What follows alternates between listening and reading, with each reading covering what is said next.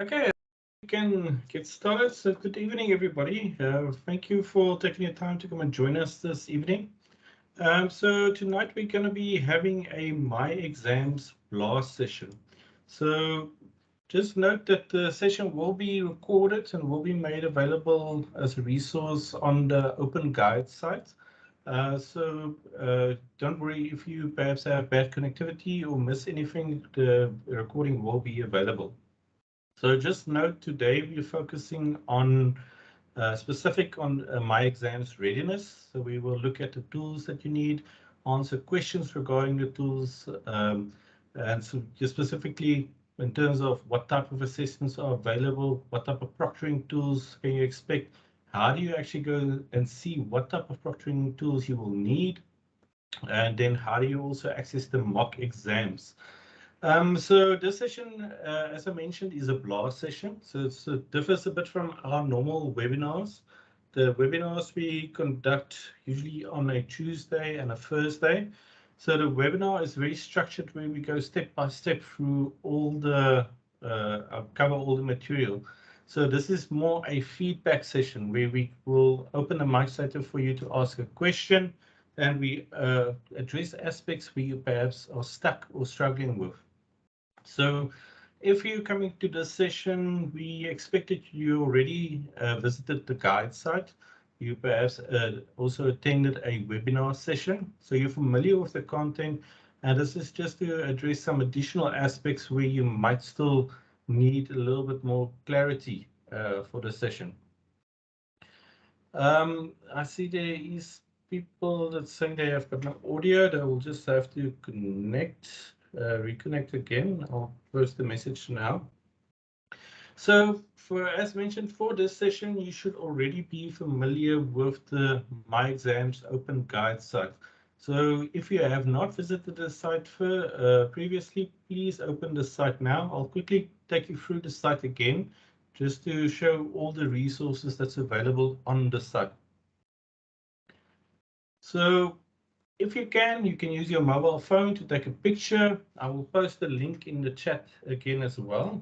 So you can click on the link and from there open up the guide site. Just quickly post it in there.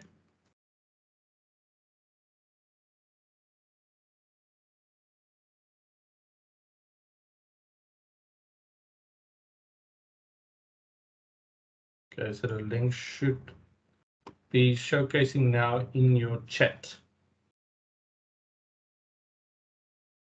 So I will also open up quickly the, so if you click on the link, what it should open up is the My Exams online guides. So on these guides, you will find a lot of information on how do you access the My Exams portal, what type of exams to expect, what type of proctoring is going to be used, and then we also look at some other additional frequently asked questions that you might have and who to contact when you need support. So just to emphasize that tonight we focus on the technical aspects, so we can't answer any module related questions because we don't have necessarily your academics, or we don't know how your academics are going to set up the exam, but we will show you the tools where you can find out what proctoring you're going to be using and how to prepare for that. And then, well, unfortunately, we also won't be able to assist you with any student admin related questions, as this is specifically just in preparation for the exams. So if you visit the site, there is a schedule on here as well. So we already had a couple of sessions. Tonight we're doing the first blast session. So as mentioned, this is a feedback session. You'll notice there's also 3 links. So that's also to make sure there's not too many people in one session so that we can address any questions that you might have. So when you come to the site, start with the orientation. There's a little quiz as well, just to a pre-course assessment to find out what your knowledge is before you start. And then in the conclusion, there's a post-course assessment. So please complete that as well so that we just also can have a look at areas that you might be need some additional information. Then we've got all the sections. So the first one is how to access the My Exams portal. All the steps are clearly illustrated on this portal, so you can just follow the steps, and this will show you how to log in on the day of your exam. The second one is the proctoring tools. So really go have a look at the proctoring tools section. Here you can find out as well how to upload your My Modules profile photo, as that has become a requirement now. And then you can find out what proctoring tools will your module use. I'll give a demonstration of that now. And then specifically also the two types of proctoring that's going to be used. So the first one is Moodle proctoring that uses your webcam or your cell phone camera. But it can also use your laptop camera or your desktop webcam. And then the other one is for take-home exams, is the Invigilator app, how to register for the app, how to find out if you're going to be using the Invigilator app. If you're not going to be using the Invigilator app, you will not be able to register for that. A section that we won't be covering is the iris invigilation. And the reason for this is only used by CSET. So it's a College of Science, Engineering and Technology. And there's a very small group of students that's gonna be using iris for this exams. So if you're not in the College of Science, Engineering, Technology, you will not be using the iris proctoring. And then also very important is the assessment types. So you might have seen already, it might say MCQ assessment or a take-home assessment. What I want to what you need to take away from here is basically, if it's an MCQ, it's the same as the quiz that you used to do when you submitted assignments, and exactly the same with the take-home is the written assignments that you submitted. So we've got the guys on here as well that takes you through step by step on how to conduct an MCQ assessment and how to do a take-home assignment assessment. There is some additional information as well regarding academic integrity, why it's so important, some online assessment skills, how you're going to be, when you approach, for instance, an MCQ type of assessment, how do you prepare for that? And then also for support for students with disabilities. So if you have a disability, how do you disclose it? And how do you ask for special or request special exams? Finally, we've got the conclusion and then the mock exams. So you'll realize the mock exam is after the conclusion. So you should have worked through these material already and then complete the mock exams. So as mentioned, we've already had a couple of webinars. The recordings are on here. So if you want a step-by-step guide, how we take you through all of these aspects, then please have a look at the webinars first. This session is really just to address some areas where you perhaps have some uncertainty or where you need additional support. So the webinars are available on the site. And then we've also got downloadable guides. So if you, for instance, prefer to just download the PDFs of all the guides, you can do it from here as well, and then read later on your device or even print them out. And then finally, also very importantly, is the frequently asked questions. So we will be updating this through the exams as well, as we do get new questions or frequently questions that comes up during the exams.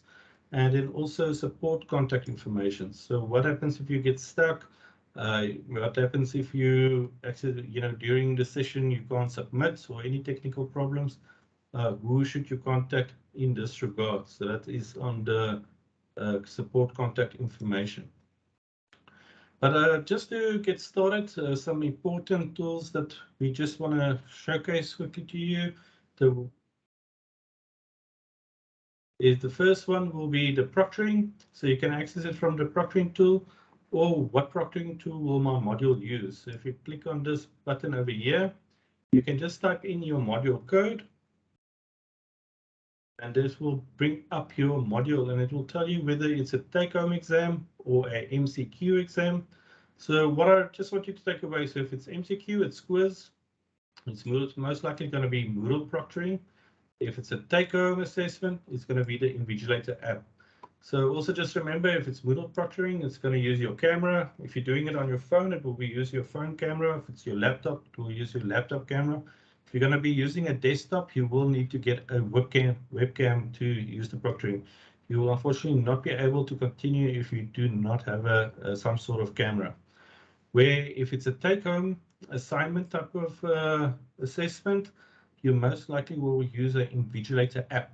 And the Invigilator section covers all the information that you might need regarding the Invigilator app.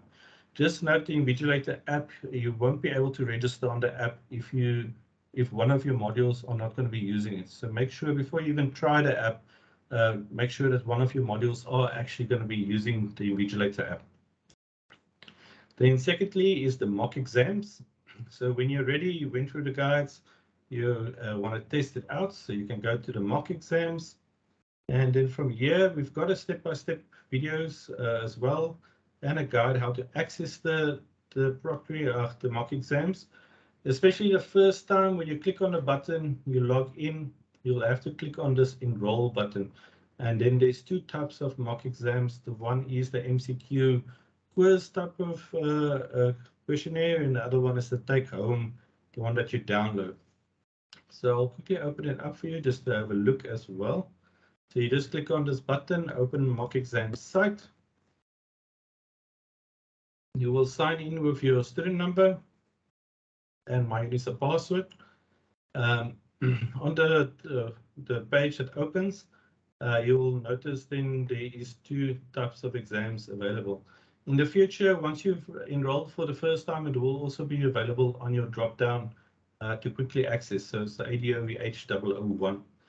So just remember, with MCQ type of assessments, you're going to be using Moodle proctoring. So you don't need to install anything, but you will need to allow for your camera. So you'll need a camera on your computer. And you'll notice, for instance, the first time you're going to visit, it's going to have a pop-up to ask you to allow your camera.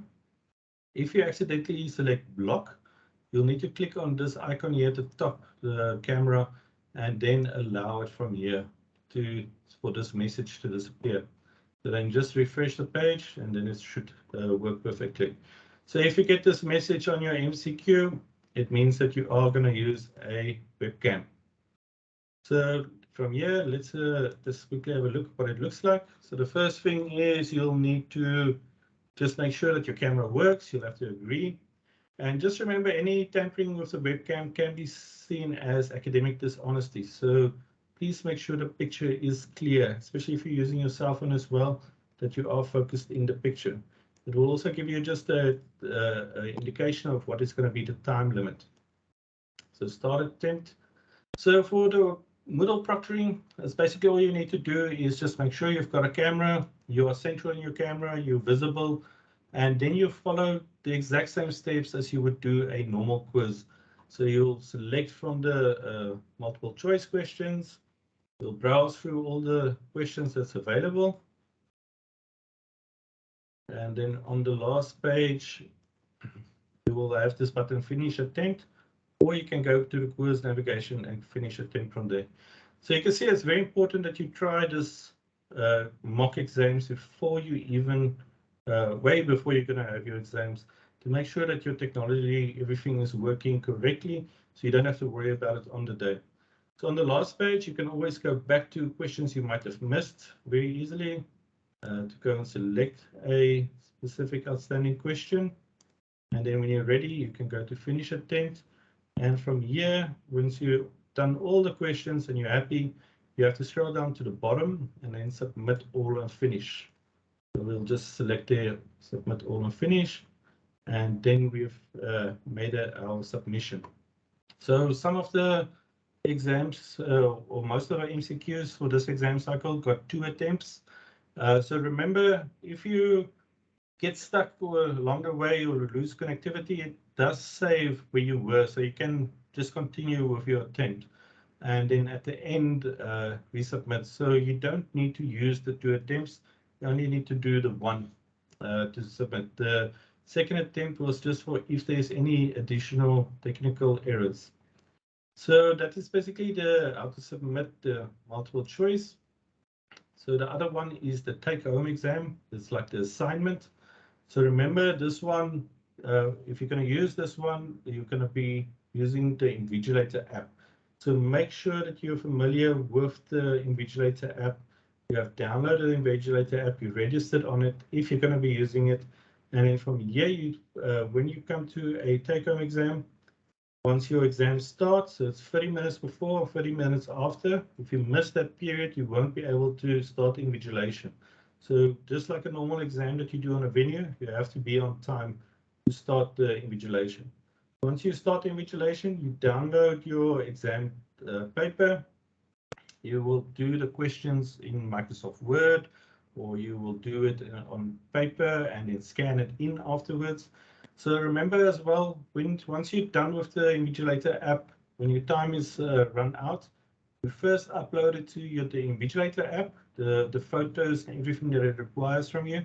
You upload it, and then you have to come and upload it on the exam portal as well. So once you're ready, you can just come here, add submission. So mine is already has got a previous submission, but you can edit it still afterwards. So all you need to do is just click on add submission. You will, if I remove this file, for instance, I'll just upload a new one. So let's go here. Let's go here. We got an example file over here. So you just select the file. When the name appears, it's ready to upload. So you upload this file, and then you just say save changes, and then it's submitted. So it will show you a green bar submitted, and you can click on this link as well of what you submitted it to make sure you uploaded the correct one. So if you find that you uploaded the incorrect script, you can just go edit submission and upload the correct one.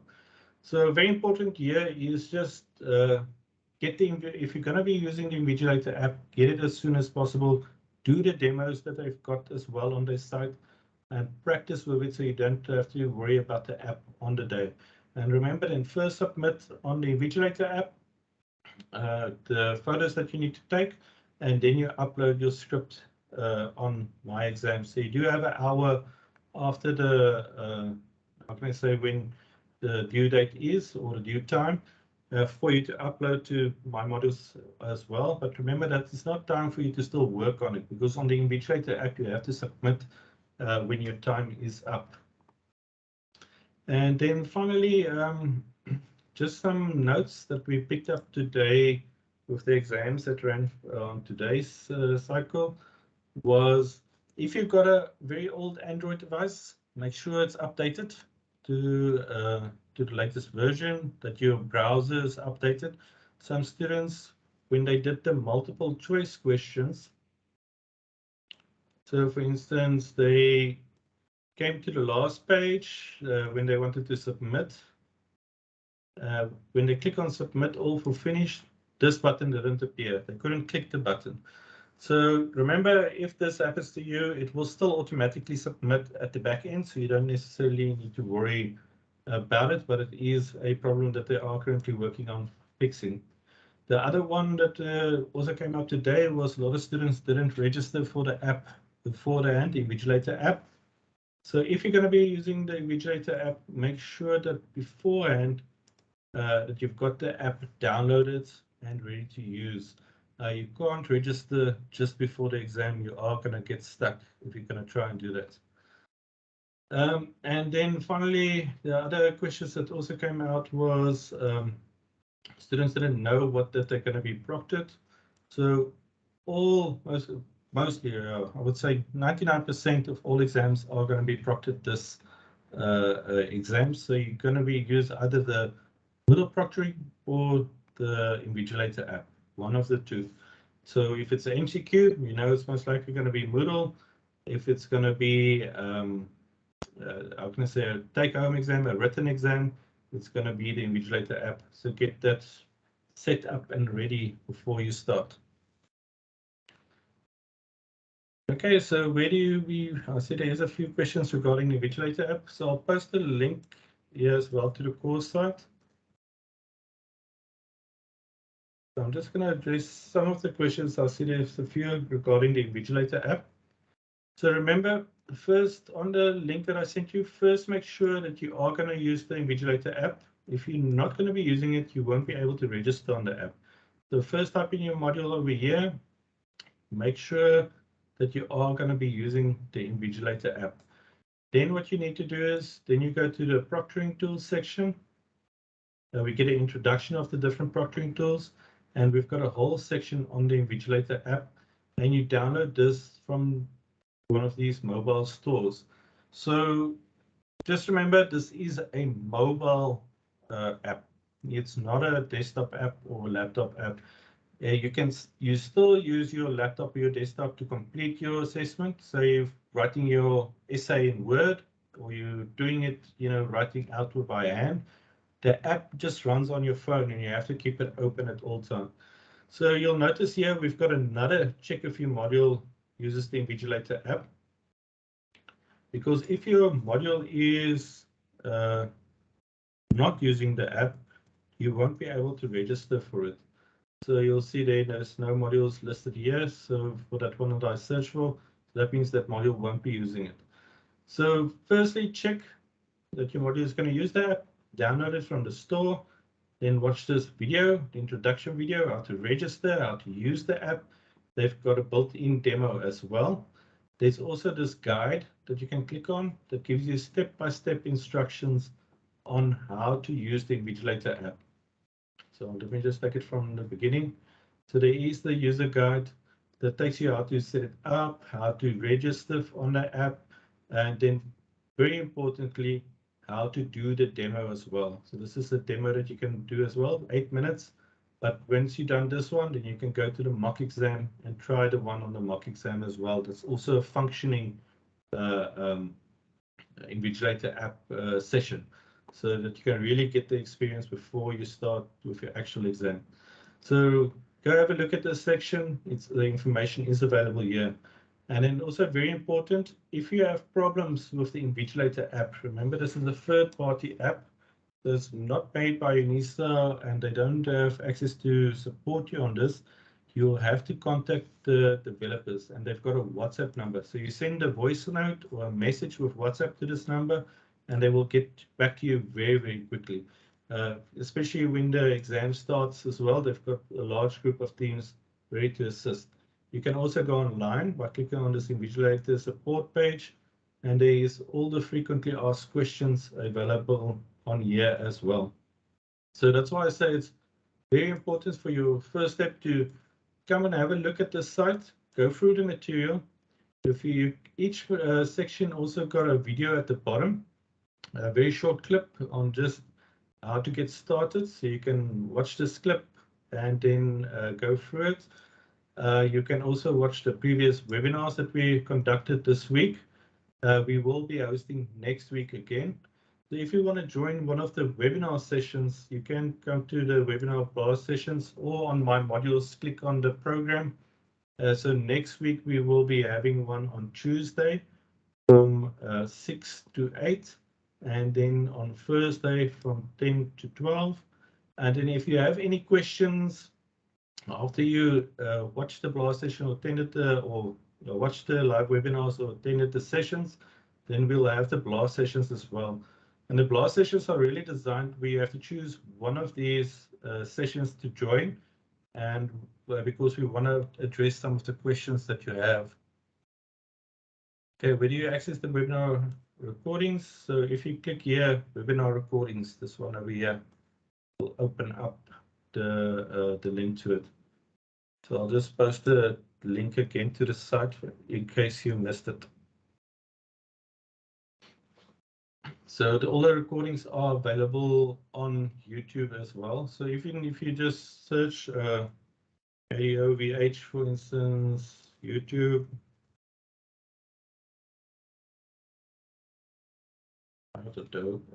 ADOVH.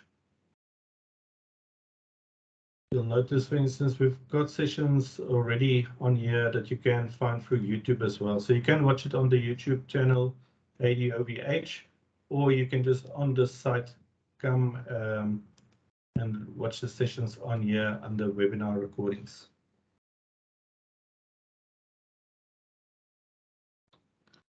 Okay, so here we've got a question. I only see my face once I start, and immediately when I proceed, it does not show my face. I take it it's on the Moodle proctoring. Don't worry about it. I've tested it on my phone as well. Mine actually shows a black screen the whole time, but the app actually does capture it at the back end. So, you know, if it's that they're going to pick up that all your pictures are pitch black, then they will reach out to you and make sure if it wasn't perhaps a technical problem, they are dealing with to make sure that everything is working. But if they're going to find that you perhaps covered the camera with your hand or tape or something like that, then they will take it a little bit further for academic dishonesty.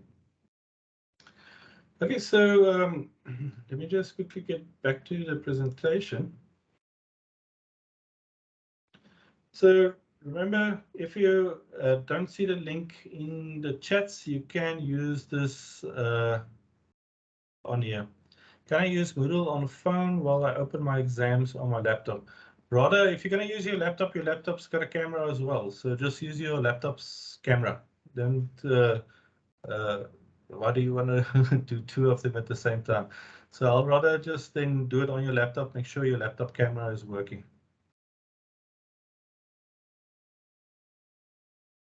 Okay, I use additional screen cameras on laptop. Will this be a problem? As we'll be looking to the left all the time? No, not a problem. The camera is there just to see that you're not getting any assistance from anybody else. Remember, it is MCQs, so you have to prepare for it beforehand. Even if you look to the sides and searching for information, you will probably not get enough time to finish the exams. So I want to make sure you know your content beforehand, but they won't now see that you were looking to the side the whole time and pick it up on there. It's just more to verify that it is you that is writing the exams and that you're not getting assistance from anybody else. Okay, so as I mentioned, this is more a QA session. So I'm going to open up the mics. So if you've got a question, please use the tool to raise your hands. So under reactions on your phone, it might be on a different at the bottom usually. Click on raise hands, then we'll open the mic and you can ask your question. So I'm quickly going to allow the mics for attendees. So when we will take it from the top, you are numbered. So we will ask from the beginning to ask questions. Please don't jump ahead or turn on your mic if it's not your turn. Let me quickly just here allow participants.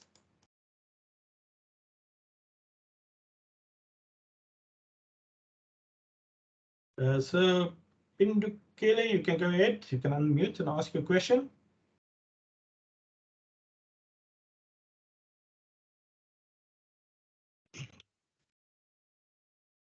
Pindukele. Okay, while we wait for Pindukele, let's go to Tato Amelia. Tato Amelia, you can go ahead.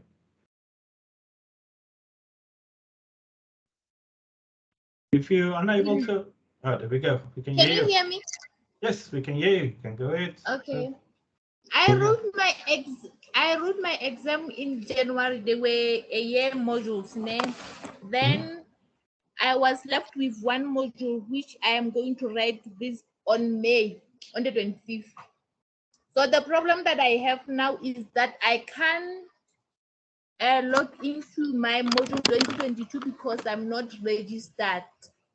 So on the guidelines, we were told to upload our profile picture. So I just wanted to help with that. Okay, so there's going to be like a supplementary exam that you're going to be doing. Yes. Okay, so Amelia, so you don't need to worry about the profile picture or that it's going to be on Moodle.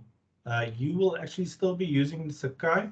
So let me just quickly show you here. So what you need to do is, if you go to myExams, myUnisa, let's go here back to myUnisa.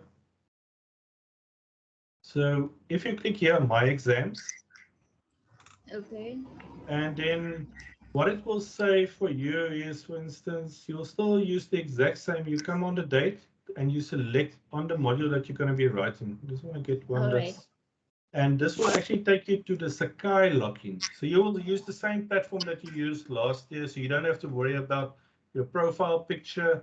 or the Moodle proctoring. Depends on your module, what they will use. If it's a written exam, it will most likely use the Invigilator app. But you I'm will, going to use the Invigilators app. yes, so then you'll do it, but you do it exactly the same as you did last year on Sakai. Okay. Okay. Thank So you. all platform. Very good. Okay. Thank you. Takani, you can go ahead. Takani, I see you already on YouTube. Thank you very much, sir, and good afternoon to everyone. Good afternoon. And good evening to everyone. I'm sorry. And then my question is that I don't understand what is this module webcam is it? She was asking about the camera profile or the profile to put on my exam. And then you indicated that maybe she must not concern about it. I do concern about it because it is there on my subject on my module. Okay, so let me quickly show you. Just quickly want to switch off the cameras there. So she's going to do a supplementary exam, but if this is your first time kind of writing this module, so you probably got a request that you have to upload a profile picture. So if we have a look here, for instance, proctoring tools. So uploading your My Modules profile photo. So all you need to do is you log into myEnisa, My Modules. You click on your name at the top. You click on your profile, and then you click on Edit Profile. And then from there, you go to Use a Picture. You upload a picture into this box, and then, or you can choose it from your device, and then it will upload your profile picture. So when you do a profile picture on My Modules, just remember your face must also be clear and central for the best effect. And then you just select Update Profile, and then at the top you'll notice now you've got your profile picture there. There's quite a lot of students that have done it already. If you're going to be using a mobile device that's got a very small screen, there might be this gray block that's going to block this edit profile button. So just turn your phone landscape so that the edit profile button appears. But if you're struggling a lot with it, don't stress too much about it. Rather focus on getting your proctoring tools ready for the exam. So when we were talking about the Moodle proctoring, so Moodle proctoring will use your webcam. So it can be the camera on your laptop, on your cell phone, or if you're using a desktop, you will need a webcam. Where if you're going to using the Invigilator app, then you will need to download the app from the store, and that runs only on your mobile device. But go have a look at the videos, the introductory videos on how to get started. So how do I do it? Am I using my phone to take this profile picture and then I do upload it, or how do I go around about it? So you can use your mobile phone and you just take a selfie and then you go to My Modules. Do you perhaps have the app for myEnisa app, or do you use it in the browser? Okay, can I use the camera on my phone, or maybe on the can I do it before the examination date, or as of today? I'm writing on the 19th, and as of today, can I upload that picture? And then, or maybe can I use my cell phone for this camera? And on the other hand, when I write on my laptop, I do it differently. How do I go around it? I do it on the system that I'm going to use for my exam. Okay, what module are you going to be writing? I'm writing the auditing, internal audit. Do you have the module code for it? Pardon? Do you have the module code? Yes, it's AUI 3702. AUI 37? 3702, yes. So yes, so you're going to be using Moodle proctoring. So that means already you must make sure that your laptop's camera is working. So the first thing you can do tonight already is you go and do your profile picture on My Modules. So you log into your normal myEnisa and you go to My Modules and you follow the steps to upload your profile picture. Do that as soon as possible. Get it out of the way. And then what you will do is, since you're going to be using the Moodle proctoring, then you go to, let me just close this one over here. Then you're going to go here to the mock exams. Open the mock exam.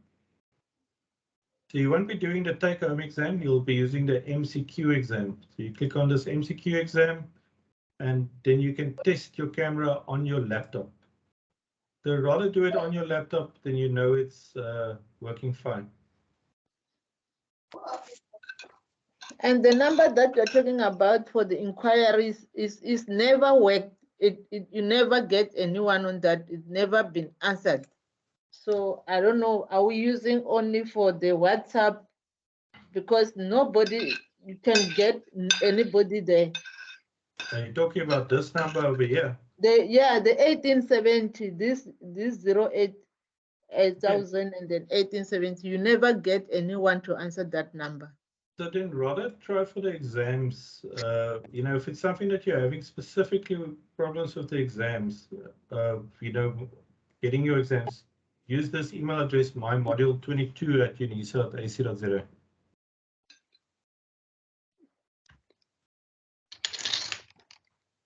This WhatsApp number here at the bottom is only for the Invigilator app. So you will be using Moodle proctoring, so you won't be using the Invigilator app. Oh, okay. Yeah. Okay, thank you. Pleasure. Yeah, Smith, you can go ahead.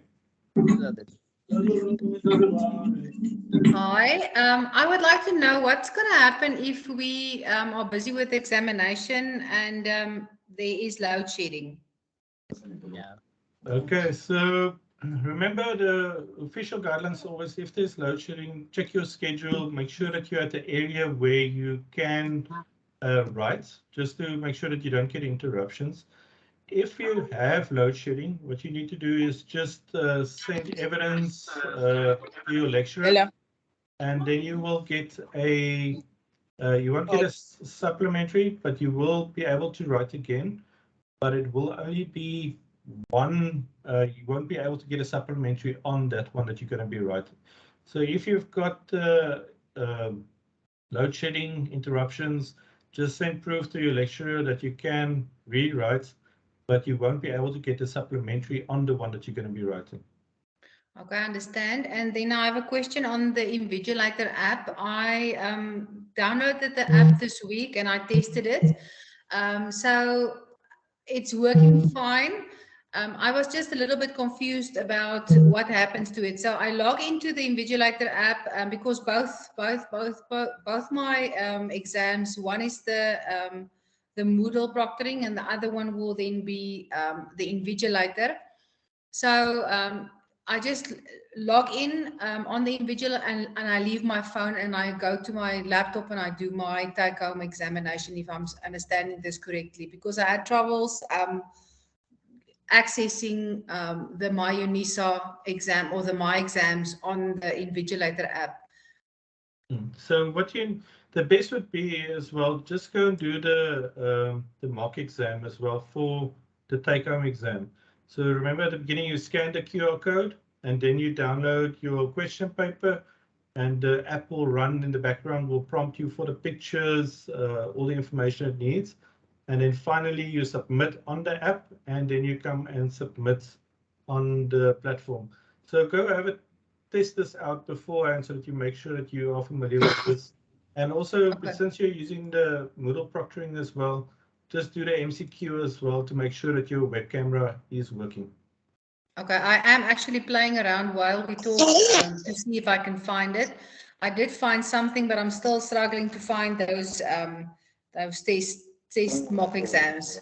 Were you able to access this site over here? No, I can't see that one. I tried to find where you were there, but I can't see it on my myUnisa. Yeah, no, you first need to come to this site over here and then click on the link. So I'll quickly put it in the chat again. Okay, so, I can't for some reason see the chat. So okay. I can see it there now on the screen, but I can't see it with me. Okay, then take this URL, tinyurl.com/myexams2022.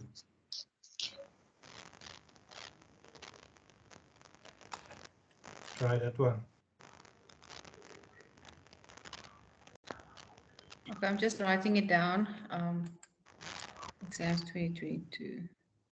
Okay, thank you. That's all I have. I will check it out. If there's any questions, then I will just email or contact someone. Oh, okay, no problem. Thank you. Thank you.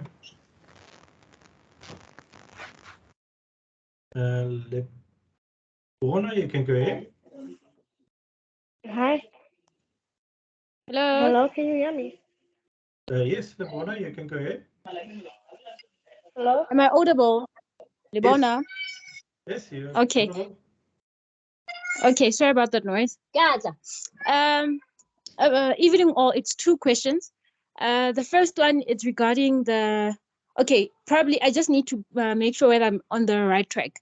I have a module that's going to be on the Invigilator app, and then it's a take-home exam. So the way I'm understanding, okay, I need to log into the Invigilator app before my exam time, and then I'll also need to be on the myExams platform. This is where I'm going to download my exam, and once I'm done, this is where I'm going to submit it. So with the Invigilator app, I'll be scanning the QR code from the PC or whatever, and then okay, this whole time as I'm busy with my exam, the Invigilator app, I leave it on, and then I'm answering, then submit, blah blah blah, all of that here.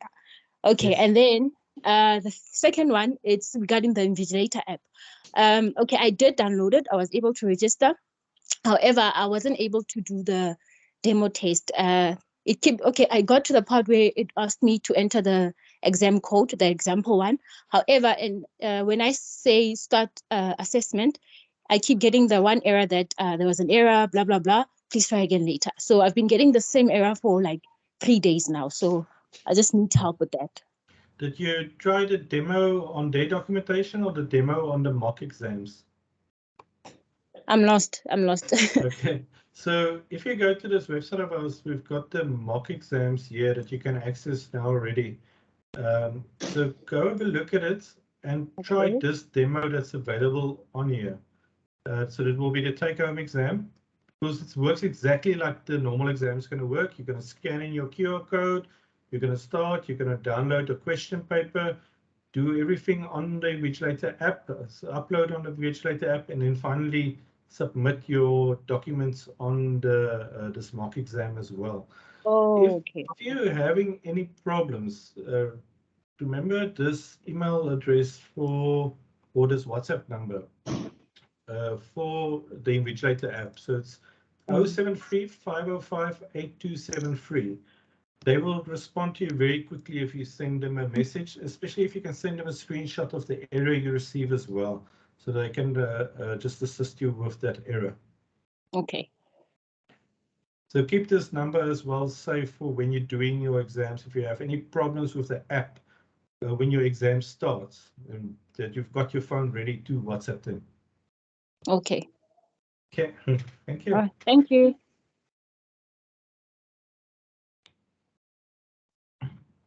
Amber, you can go ahead. Amber, Ryan. Good evening, everyone. I just have 3 questions regarding the proctoring tool.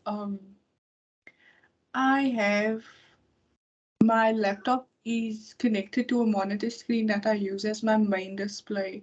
So I want to know, does because I read that the proctoring tool screenshots and snaps an image every 30 seconds. So I just want to know, does the proctoring tool screenshot the main screen only, or the extended display, or both? Okay, so you don't actually have to worry about that one. I will actually update the documentation as well. For this one, they're only going to use the camera. They don't do any Okay. screenshots of your computer screens. Okay, So thank you. as long as you are just visible in the camera, then you should be good to go. Okay. Regarding the camera, because my monitor is the main screen, my laptop is at a side angle. So do I have to be directly in front of the camera, or can it be a side view of my face? No, it can be a side view of your face as well. As long as they can just make out that it's you, then you're good. Okay. Okay, that's all from my side. Thank you. Thank you. Wait here quickly.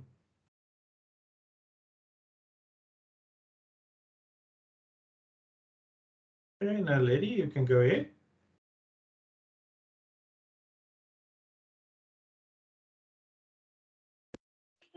Hello, hi. Can you hear me? Yes, we can hear you. Okay. Like I really wanted to ask, like, if I'm actually writing the exams, like for example, the Module 8, ne? Those cameras that I see on my laptop that I used to like keep tap at me. Um, am I allowed to open like maybe textbooks or something, or it's literally I have to study like literally for the exam?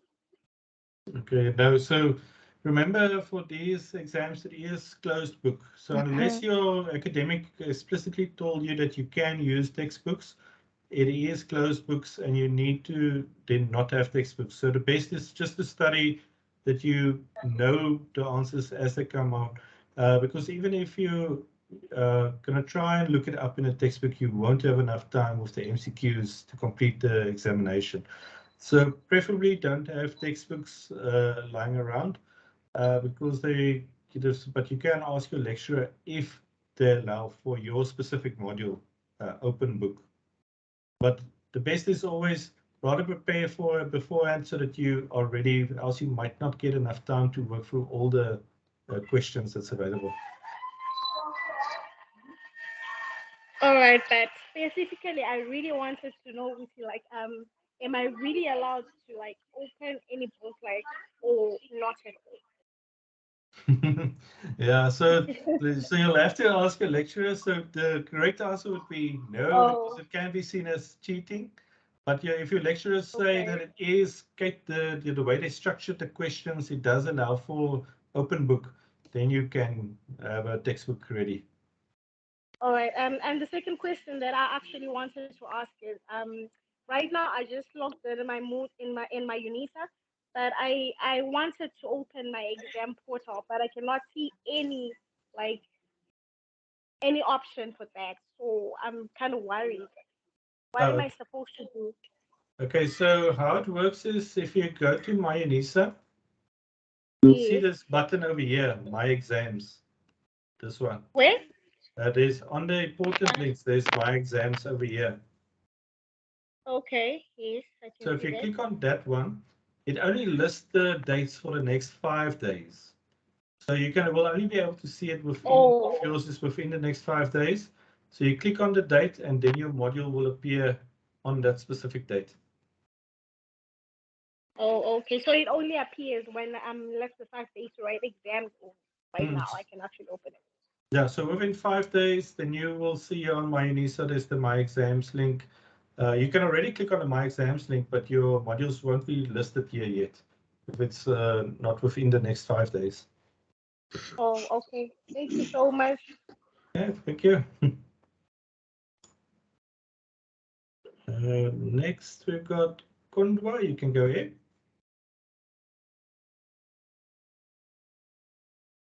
So Kundwane, you can go ahead. Mute. Hello. Yes, yeah, we can hear you. You can hear me now. Yes, yeah. Yes. Oh, great. I was starting to worry. Good evening, everybody. Thank you for these sessions. They're very, very informative and they're very helpful for us. I'm a student living with a disability, and I heard with the last session they said that students with disabilities are exempt from invigilation. Is it all the invigilation, or is it the invigilator app in particular, and we still have to do the proctoring? Okay, so have you contacted the Oxford Centre yet? No, I haven't. Okay, so what you can do is on this page that we have here, So you're not automatically exempted. You have to apply for it. So if you go here for support for students with special needs, Yes. you contact the Oxford Center. They've got here the email as well on, yes, yeah, it's oxwood@unisa.ac.za. Okay. Pentias, you can even contact him. His email is on here. He's the one that does the live broadcast sessions as well. So what you'll need to do is a special exam form here at the bottom. It's a form that you need to fill in. So Okay. fill in the form and then you will not be using any proctoring. Oh, okay. So it All doesn't right. Thank matter you so much. if it's the invigilator or the Moodle, it won't be using the proctoring. Oh, okay. All right. Thank you very much. I appreciate that. Pleasure.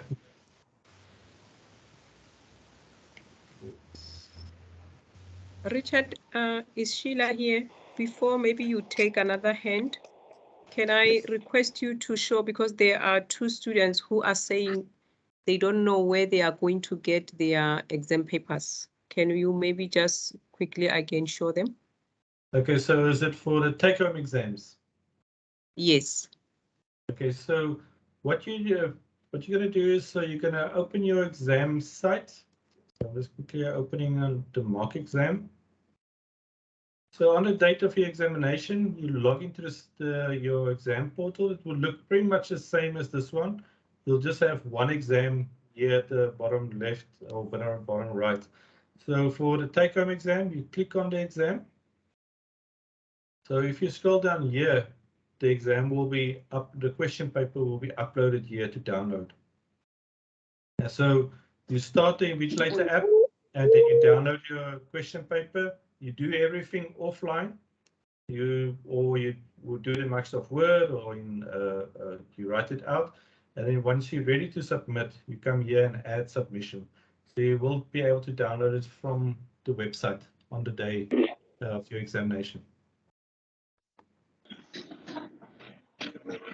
Hope that answered the question. So we can take Deborah Moyo. You can go ahead. Moyo.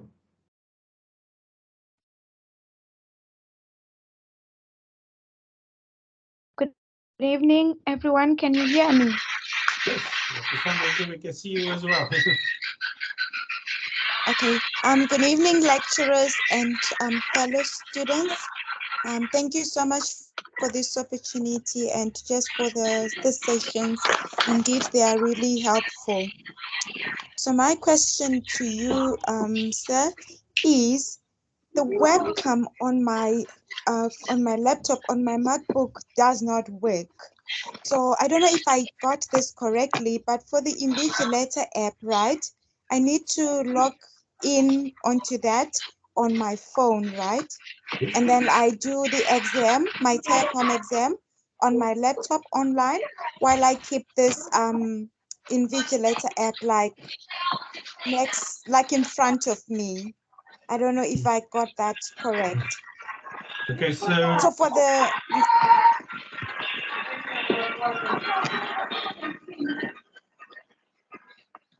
let's see where the noise is coming from.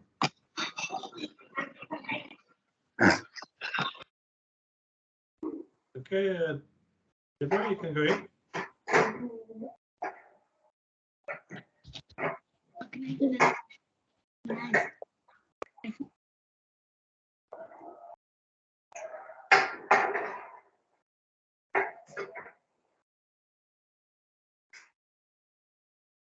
Okay, Deborah, you can go ahead.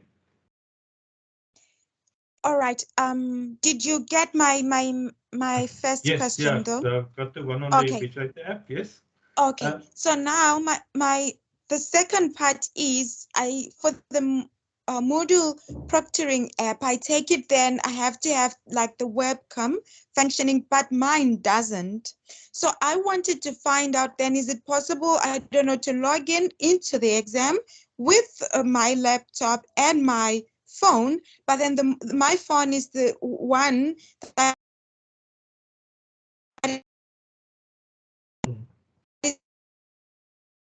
is actually me on the laptop. Okay, so just firstly, so are your exams, is it going to be take-home exams and MCQs exams? Yes, I've got 5 modules. Just the one is for the Invigilator app, and then 3 are for the MCQs for the module proctoring app, and then the 5th one is a portfolio. So that Okay. one I just submit as an assignment. Okay, so remember for the Invigilator app, yes, you will just have the app on your phone running. You can just put it next to you. It doesn't even have to face you that it records you or anything. You just keep it open next to you while you're writing your exam for the Invigilator app. So there you don't have to worry about your webcam. Now for the MCQs where you're going to need the webcam, since your camera is broken, maybe what you can try is you get an app called Camo, I think, Camo webcam. Yes, Camo webcam. You can get it from the App Store. If you've got an iPhone or if you've got an Android device as well. So this will allow you to use your phone as a webcam so that you can still use your laptop. So rather use that one Okay. because on the laptop you won't be able to proceed if the camera is not working. Okay. Okay. Pardon me, sir. So if I take that, I will have to go on my phone to download that. You say I get it from Play Store, but my phone is an Android. So where do I get it? You'll go to the Apple Play Store. I've started here as well. So you got this one. So it's for Mac and PC. So you download this on your phone, and then you just follow the instructions to set it up on your computer as well. So then your phone becomes a webcam. Okay, and then I do keep it on next to the laptop. Yes, yeah. Then you as just I do the hold it. exam. Yes, then you just put it on your laptop next to you so that you're visible on the camera. Okay, okay. Thank you, sir. That's all from my side. Okay, so just test it out to make sure you're ready before the exams. I will do that. I will definitely do that. I will do it tonight. Okay, thank you very much. We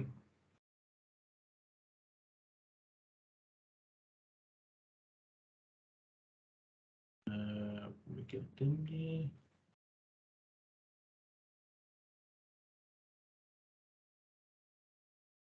Okay, Timo, you can go ahead. Hi, evening, everyone. Hope everyone is well, keeping safe. I just need clarity regarding the exams that will be using the Moodle app and the ones that will be using the Invigilator app. Is it for Moodle app? Is it only the multiple choice questions, and also the Invigilator app? Is it for the take home is only for Invigilator app only? And then the second question was about, because I saw on the general rules of the exam, there was point number 18 about declaration rules. Is there any document that we have to download specifically for it, or it's just it's referring to the one where when we submit, you just say, I type agree and that's it? Okay, so for your first question, in terms of whether you're going to use the Moodle proctoring or the, how can I say, the Invigilator app. So if you look at what proctoring tool you're going to be using and you type in your code, so you are actually correct there. If it's MCQ quizzes, it's Moodle proctoring, so that's your camera. You don't need to download any apps for it or anything. You just use your device's camera. If it's the take-home assessments, then you will need the Invigilator app. But you only use one app or one proctoring tool. So take-home, you will only use the Invigilator app. For MCQ, you'll only use the Moodle proctoring, the camera. And then for the second one, the guidelines. So if you submit, for instance here, edit submission, you just need to tick this box. I don't know why is it not available here right now. Let me show you here when you submit a MCQ. So let's have a look at This is the take-home exam. So when you submit, you'll get this box that you have to tick. This submission is my own work, except where I have acknowledged the use of the work of other people. So you just have to tick that box. So it's not a page that you need to upload unless your exam has, a question paper, got a specific one that you need to fill in. But otherwise, it will just be this tick box that you need to acknowledge that it's your own work. I think I'm clarified. Thank you. Oh, thank you.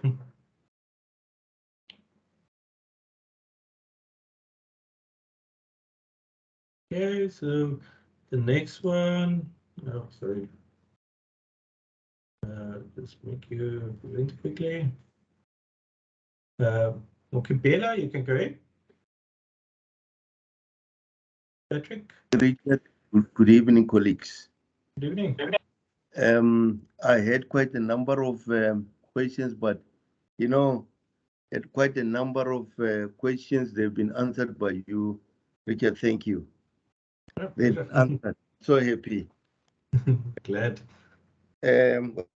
Richard, my first question is with regard to the mock exams. Yes. You know what?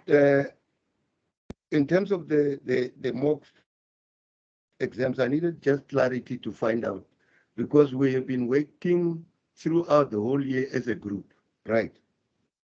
Working as a group, and we've been, some of us were depending on other people to be able to explain things correctly so that we understand them through our leaders, So I just needed to find out, in terms of the mock exam, am I allowed to work with them when doing the mock exam? That's question number one. Are they allowed to be with me, just, to move with me as I do the practices, not the exams, not in the exams? Be clear with this. Not in the exams. On the exams, I'll be alone. I just need to find out now, since we have been working as a group. That's number one. Number two is, I noticed something. You have had the phone ringing right now. I want to know what is it that one should do in terms of this thing, because right now the phone is just ringing. I was doing another mock exam. It also rings. What do we do in that case? And okay. the other one, and that's number two. The third one is, you have answered one of my colleagues in terms of the load shedding, as to what is it that they need to do to get, proof of what happened during the exam, so that one should have a proof that there was a load shedding. But I'm having a problem here in our area.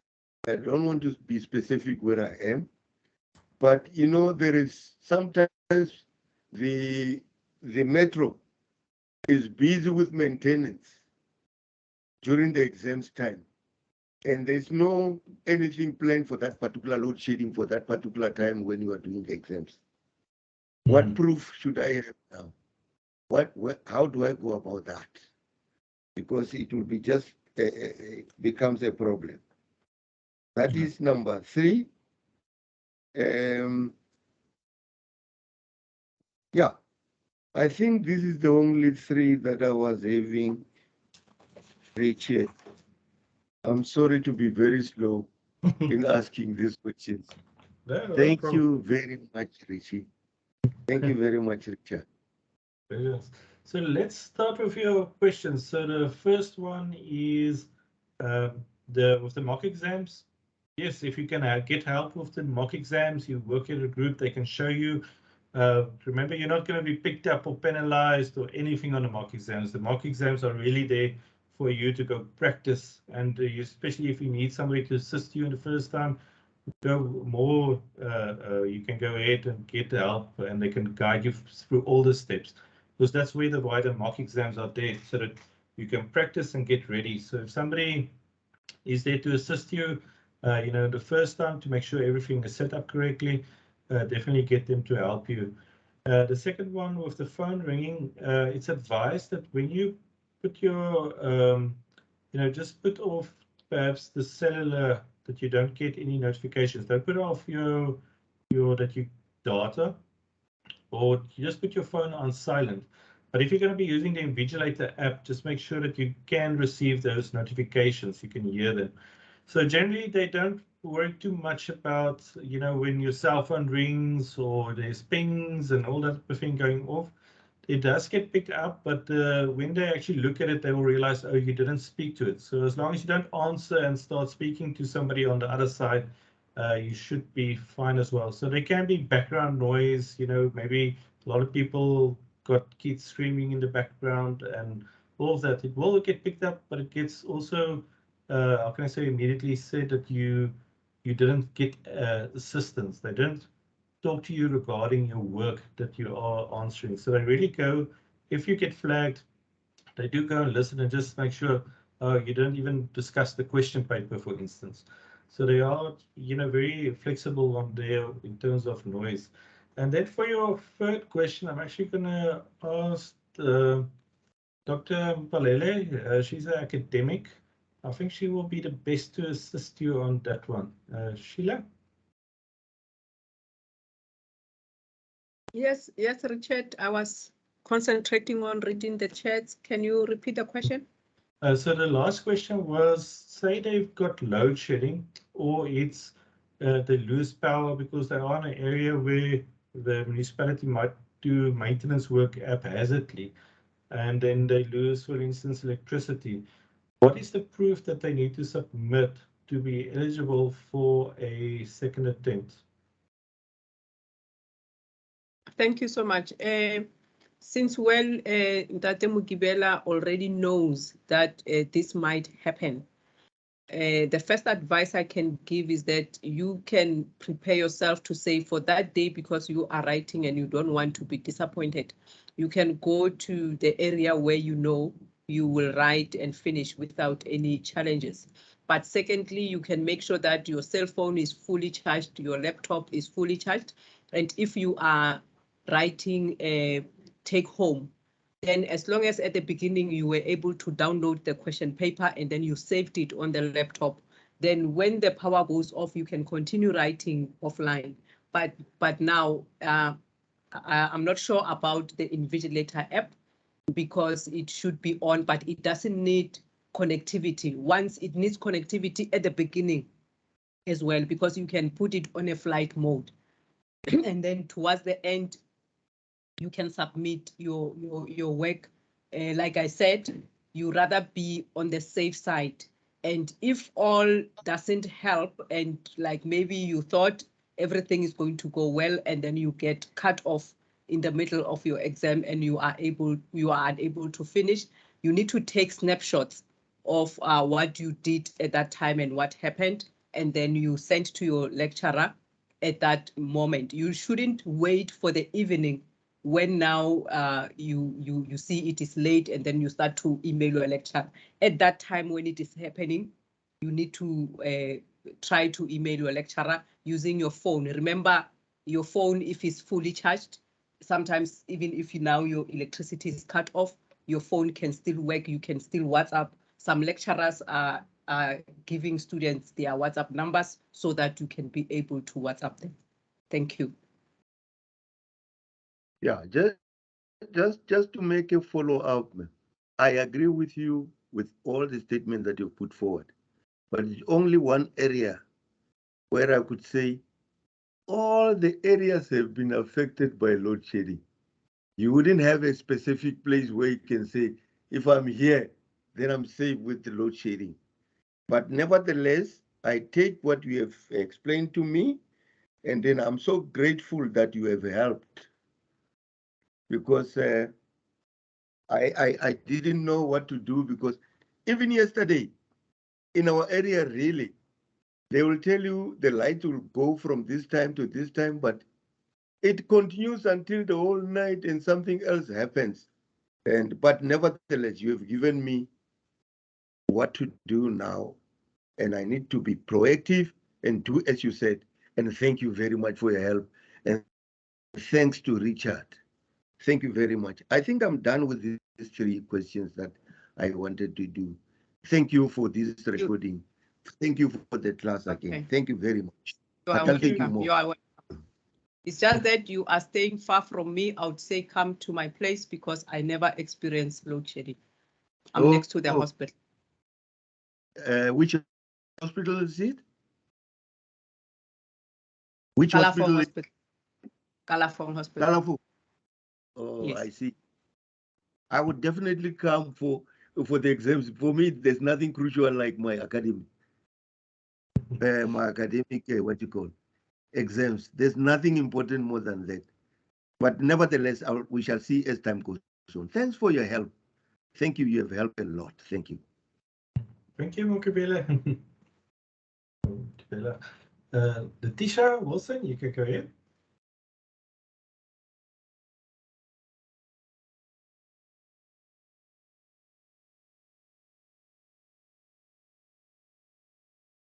Hello, can you hear me?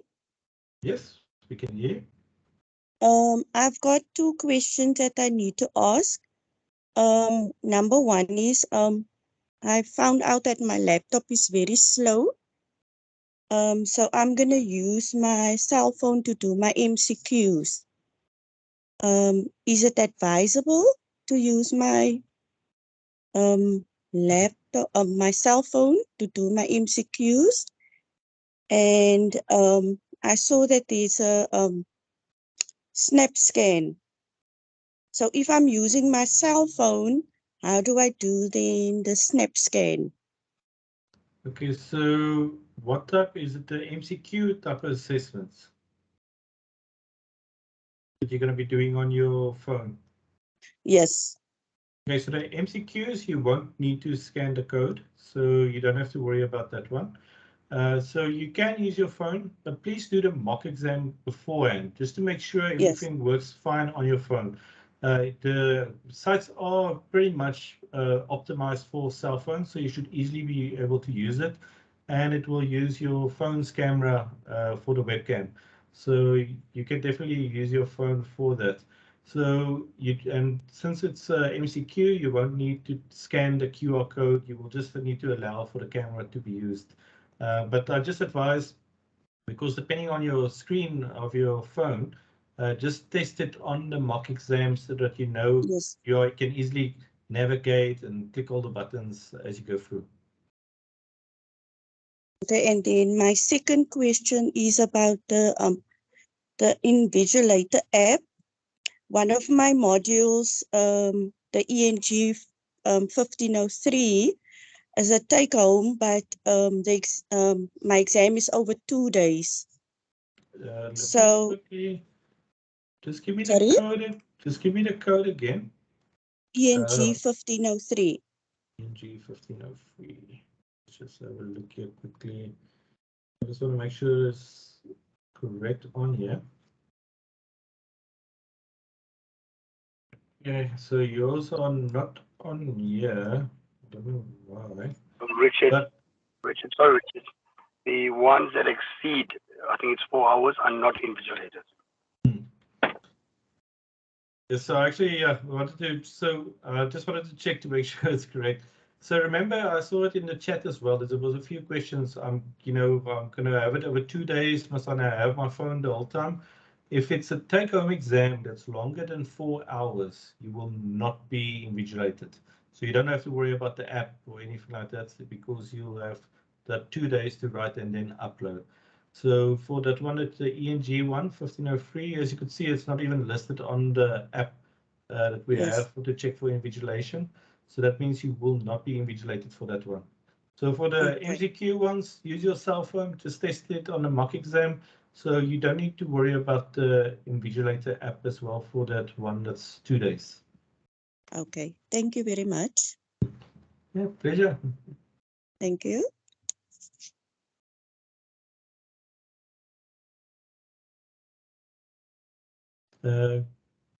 Kanya Cuba, you can go ahead.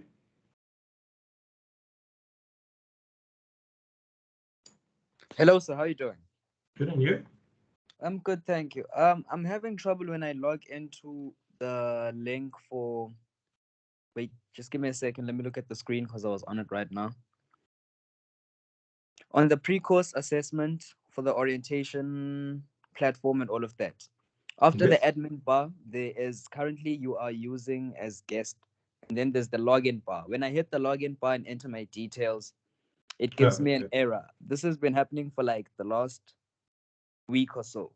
I can access the learning courses and everything, but when I want to directly go onto the platform, it's a bit of it's an error because even when it does accept my details, it always comes back. I recorded the error somewhere in the messages I sent here on this thing, but it's an error. Okay, yes. So on this platform, this one where the orientations are and everything, you will not be able to log in. They should actually remove that for you guys as well. This is because we had to make this public. So this is all the content is publicly available. Okay. So this is not on my modules. So only time that you will need to log in is when you do the mock exams, but the link will take you back to my modules where you can log in. So please don't try and log in on this page for this course. Okay, no, thank you very much for letting me know. So if you want to do, for instance, just try the mock exams link. Oh, but then if you do say it goes back. Yes, if you do the mock exams, then it will take you back to my modules for the mock exam. Oh, yes, you are right. It did go straight into my account. Yeah, it's good. Okay, thank you very much, sir. You've answered my question. Thank you very much. Pleasure. That's good. I hope you enjoy the mock exams. Thank you. Same to you, sir. Bye. Well, so let's see here. Poncho, Mashishi, you can go ahead.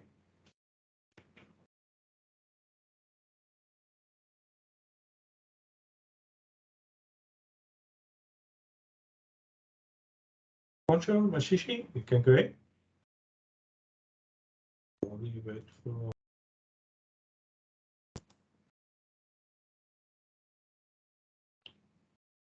Humphrey, you can go ahead. Humphrey Mashaba. Okay.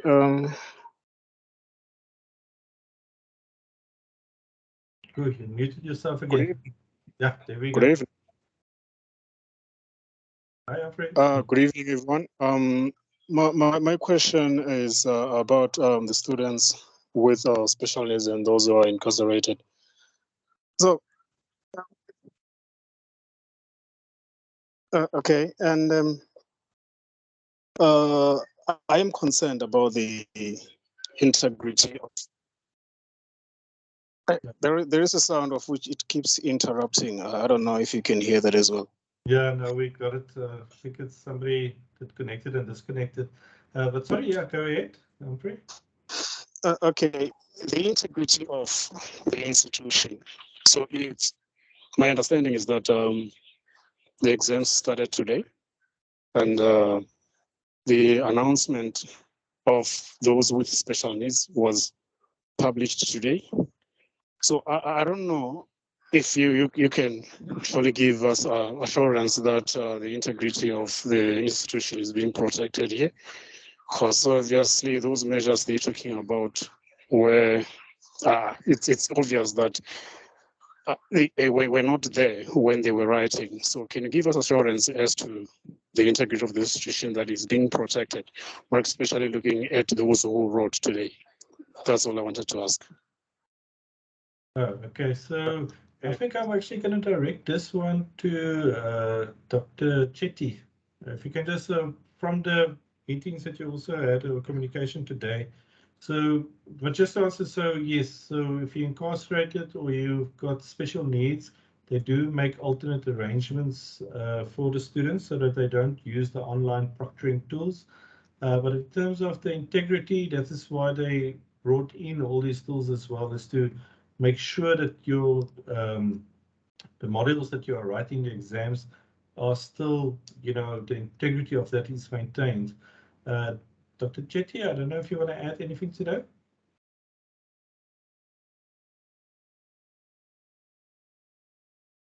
You captured it quite well.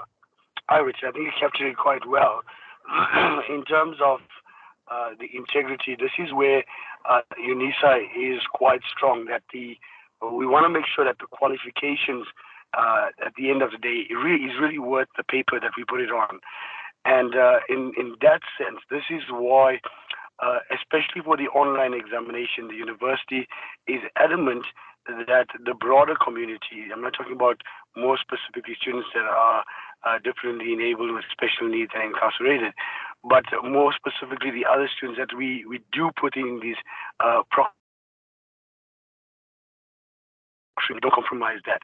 In case of today's one, where students have, yes, it definitely has been the case of where there were students with special needs and those that are incarcerated.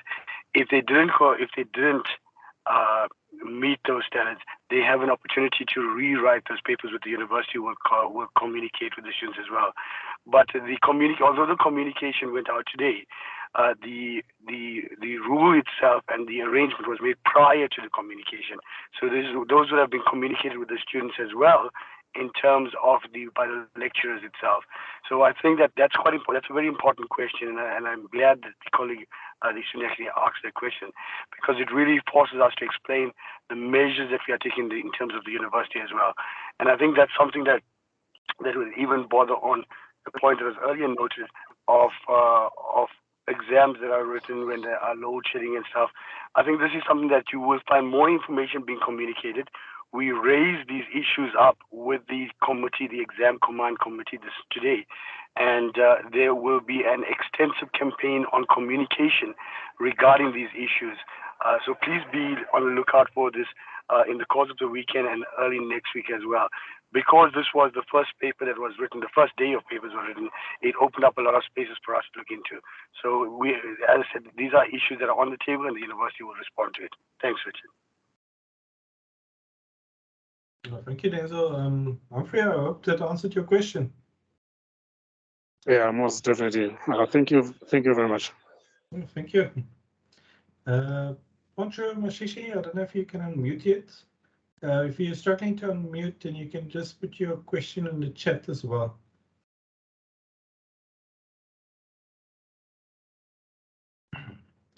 Sipilele, you can go ahead.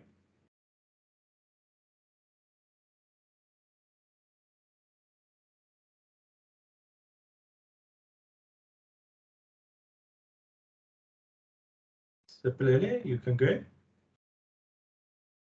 Okay, while we wait for them. Mpo Gift, Mpolele, you can go ahead.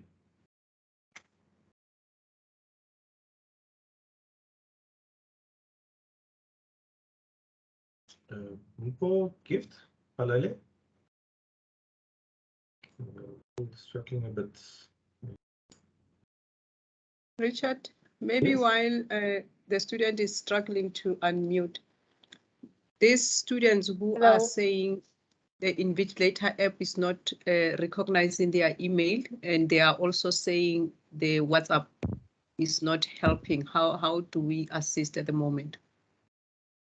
Okay, so if your email is not recognized, what you need to do is you need to do two things. First, make sure that you're let me just go to the main page here. Make sure that you are going to be proctored. So first, type in your module code over here. It must say Invigilator app. The second thing that you can do is you can go to proctoring tools. If you go to Invigilator app, then they've got a link here. Check if my module uses the Invigilator app. If you type in your module here and it does display, then you will be able to register with your email. If your email or your module is not displayed here, you will not be able to register on the app. It will give you an error to say that you are not going to be registered with your email. The email is not recognized because your module is not going to be using the Invigilator app or any of your modules. So first, make sure that this works. And then lastly, if you need support with the Invigilator app, on the support contact page, there's a link to their online support as well. So you can actually ask a question here directly on the page and they will get back to you on this. It's strange that you say there's WhatsApp isn't coming back to you, so that we will follow up with the developers to make sure that they're available after hours as well, especially when we have these sessions that they can answer your questions.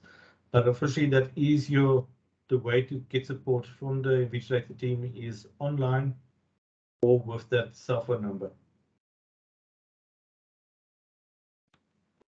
Okay, Samuel Kela Swane, you can go ahead. Good evening, sir. Good evening. So I have a question regarding the Invigilator app. I've read from the rules that after submitting the take-home examination answers, you have to upload the Invigilator app data. So I'm trying to understand what is it, where and how do we upload the Invigilator app data? Okay. I want to understand that. Okay, do you have the Invigilator app yet? Yes, I do. Okay, so please try and do that demo. The demo actually takes you through all the steps, but I think I've got here the screenshots as well. So what will happen is, for instance, when you take your assessment, it will test your sound, just give you some information. Then you'll need to scan the code or take a selfie as well to just get started. So once you start at the end, it will ask you to take pictures of your scripts.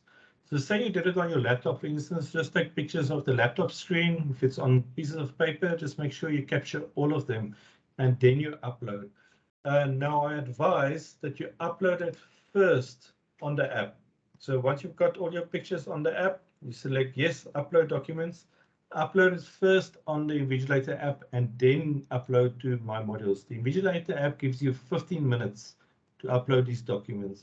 On my exams, you get 1 hour to upload it. So make sure you first submit the Invigilator app, upload the documents, and then you upload to the myExams portal. So really also on the mock exam, the demo that they give with the Invigilator app is 8 minutes. So if you go through the documentation, you can scan the code and do the demo where you have to upload the documents. But the one that we've got on the mock exam is actually an hour and a half, so it's a more realistic exam setting. But you do upload everything on the app. It takes the pictures from the app. Everything happens within the app. Oh, okay. So my second question is, if I experience network problems or technical problems during the online examination, should I go out of the site or I have to log out first? Should I close the site or I have to log out first? Okay, so with the app, you have to keep the app running the whole time while you are you going to use a desktop PC and the cell phone? Yes. Okay, so on the on the app must just stay open while you're doing your assessment. So remember, you also just need connectivity when it starts and when you upload. So if you come to this stage, yes, upload documents. You click the button and now it's giving you this uploading PDF. Then it should give you like a well done, everything is uploaded. Say you get an error on this page here. What you do is then you go and submit on myUnisa or myExams. We have to upload your assessment and then just try this again. It will give you the refresh option to refresh. So if you tried the first initial submission and it failed, don't worry about it. You still have time afterwards then to contact their support and they can assist you. So then make sure that you just submit it on the myExams portal. The myExams portal, you can go out and in as many times as you want to for a take-home exam. But with the app, just keep the app open. Try and submit. If you get an error, submit then on myExams and try again. When the first submission actually gets logged, so they will still get you opportunity then after the 15 minutes to upload. Okay, I'd actually like to know what the MCQ questions, if maybe I can move on to the next question. Yes. Sir. And should I log out or should I just close the site? Okay, with MCQ questions, so say you at question number 20 of 50 and you've got a problem, you can log out, log back in. It will continue from where you left off. So you don't have to worry about that. Oh, okay. Thank you so much, sir. Okay, pleasure. Mpo, Gift, I saw your mic is unmuted.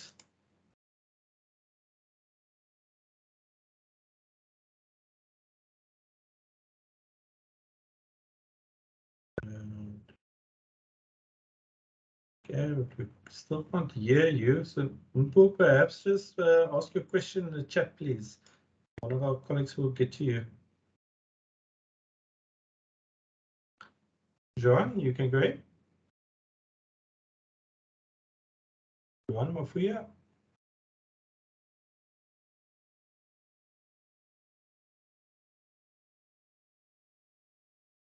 So I'm just going to make you.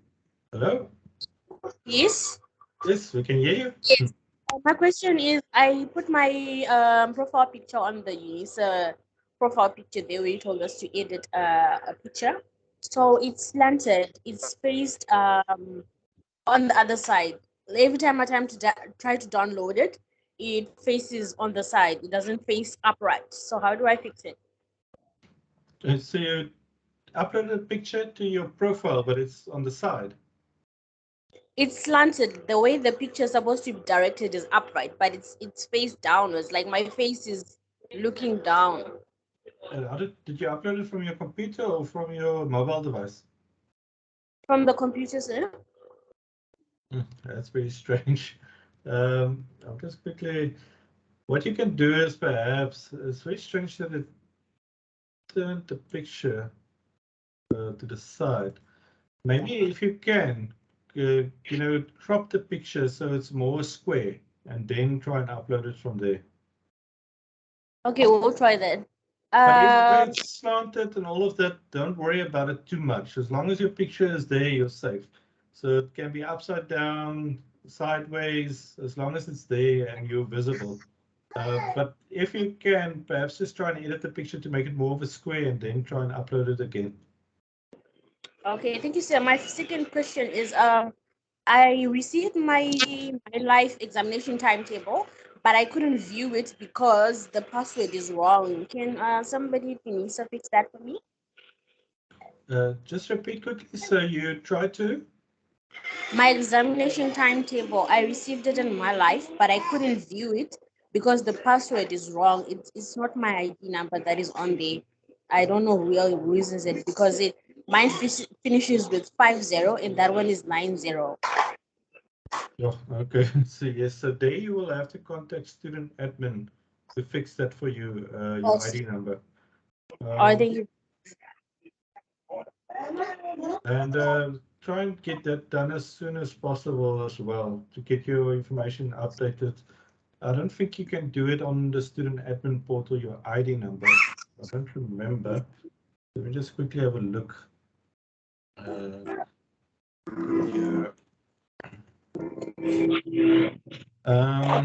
Let me just log in quickly.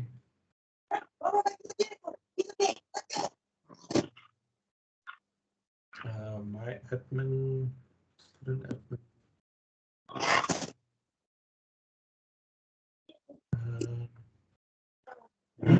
Yes, yeah, you won't be able to. Unfortunately, I live in Port Elizabeth and the administration office there is closed. Admin office closed, but you don't worry about it too much right now. You're not going to need it for the examination that your ID number gets fixed, but send through the request already. It's going to impact when you want to do, for instance, you're going to get your certification, your degree. So do get it done as quickly as possible, but for the exams, just try, your ID number won't be important for the exams, since you do know now to log in with the incorrect one. But just also a general one for everybody, make sure that your contact details are updated with myAdmin, student admin, biographical details, in case you forget your password as well, because it gets sent by SMS, and we get a lot of students close to the exams where they have not updated their mobile numbers, and that means you're also not going to get the data for the examinations. But yes, for you, really try and get that ID number sorted out as quickly as possible as soon as the offices open up I again. go to student, the email addresses, sir. Sorry? The email address is students. What is the forward reference for the Okay, so referral? for the student address for this specifically, you have to go to, let me just go here, my admin, on myUnisa. You'll see here, let me just log out quickly. Just want to go back to myUnisa. So if you go to myUnisa, there's inquiries page over here, and then just have a look here for student or student administration. So for assignments, just have a look here for the one that will be most relevant for you to update your where you can send your updated information. All right. So I see where you are locating everything. Sorry? Oh, I see where you're locating everything. Thank you very much, sir. Yeah, pleasure. But try, even after when the centers open again, hopefully it will be in the next week or two. But for the exams at the moment, just focus on getting your exams done, and then you go sort that out. Just get your that ID number updated. I enjoy the rest of your evening. Thank you very much. Okay. Right.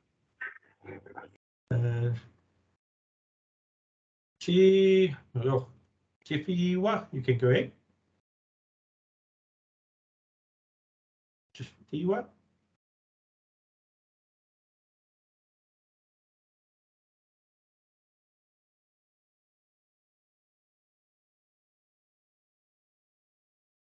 Okay, Chifiwa, you're not there, so I'm just going to take the next person.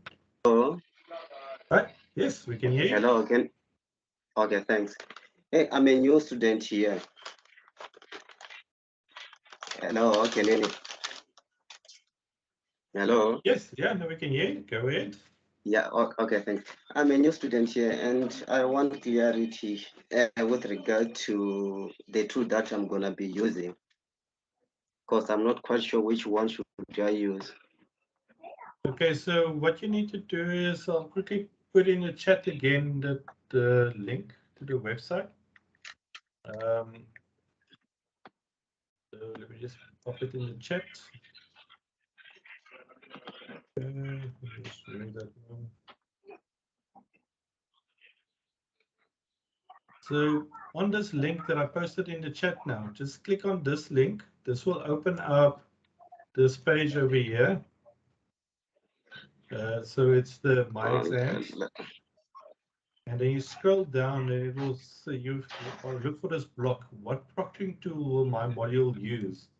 So here you just type in your module codes, and it will tell you which vigilating app you're going to use. Oh, okay. Okay, thank you. Okay, thanks, bye. They will also be sending out communication over the weekend, links by SMS where you can go and have a look which tool you're going to be used, and also links to the mock exams. So okay.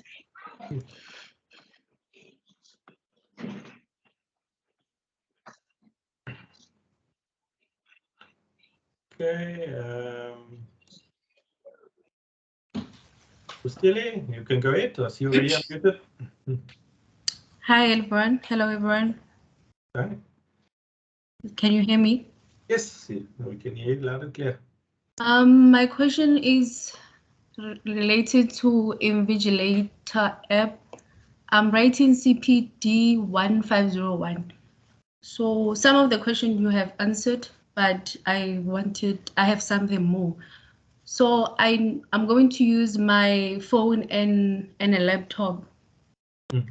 So I wanted to know, before I start, I know I have to scan the codes and take my pictures and everything, and after writing, I have to shoot my scripts on my laptop and then download it on the Invigilator app.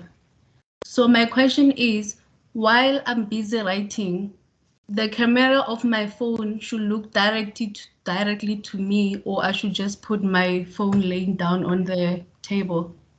Okay, yes. So with the Invigilator app, it's actually, it only prompts you when you have to take a picture of yourself. So while you're writing, it can just lie next to you. It doesn't have to, it's not going to take video of you. It only records sound at random times. So you really don't have to worry about where the camera is pointing. Only when it asks you to take a picture, you just take a picture of yourself. But the rest of the time, it will not be recording you. It's only the Moodle proctoring that uses the camera and or your webcam. Okay, thank you. Pleasure. Okay, so Cynthia, you can go ahead.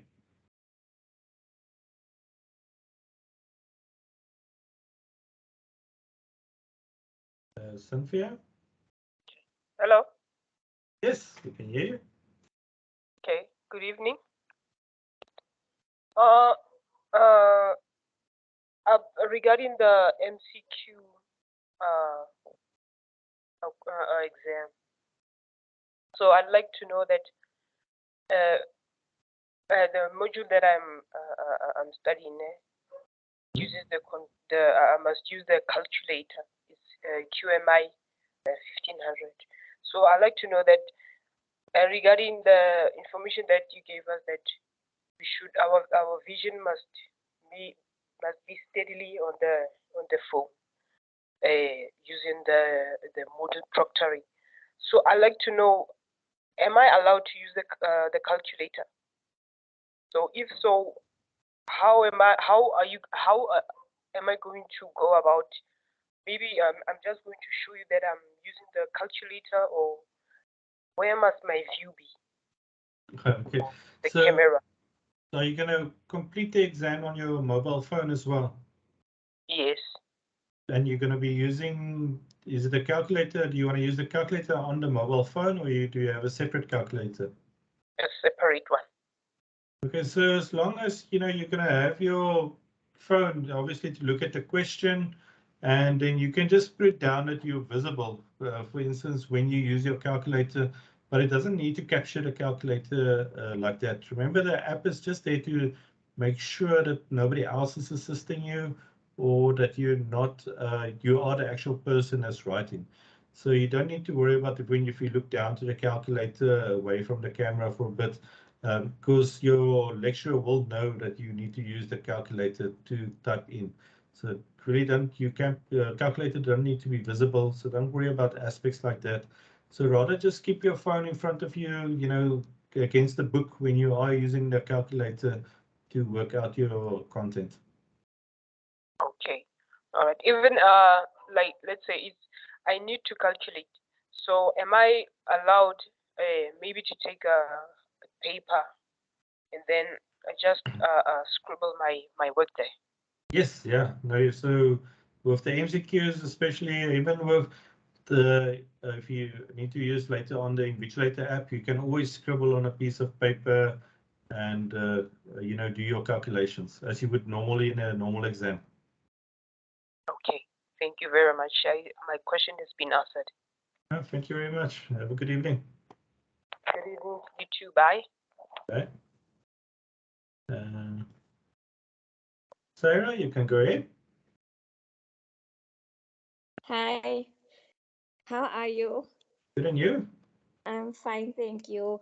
I came in a little bit later, so I took down the notes while you were explaining everything, but I'm like having an anxiety attack at the moment. Okay, so if I go to the exam portal, I download my exam, I use the Invigilator app, scan the code, start the exam, upload on the same site, and the proctoring that we're using is the Invigilator app. So once I get on, so obviously I need to start the Invigilator app process and whatever. After that, I scan the code and I submit on the same website. Okay, I was a bit confused. Why do I need to upload on the Invigilator app? Do they need pictures of me or what, or the work? Or should I take pictures of the work on the Invigilator app? Okay, so yes, so you've got most of the steps ready. So make sure firstly, I don't know if you got the link to the site over here. So go have a look at this mock exam, the take-home exam that will Yes. use the Invigilator app. So what you'll do is you'll first scan the code. It will ask you for a photo, a selfie, or something that you need to take during the so you're basically going to start the assessment with the Invigilator app. You're going to download your question paper. You're going to start filling it in.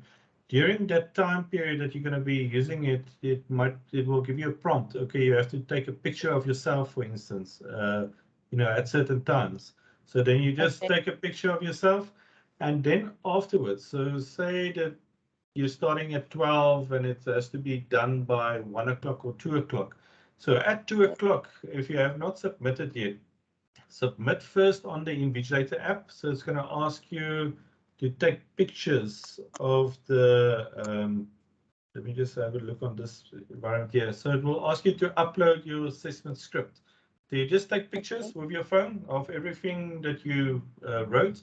If you did it on paper, you just take pictures of the paper.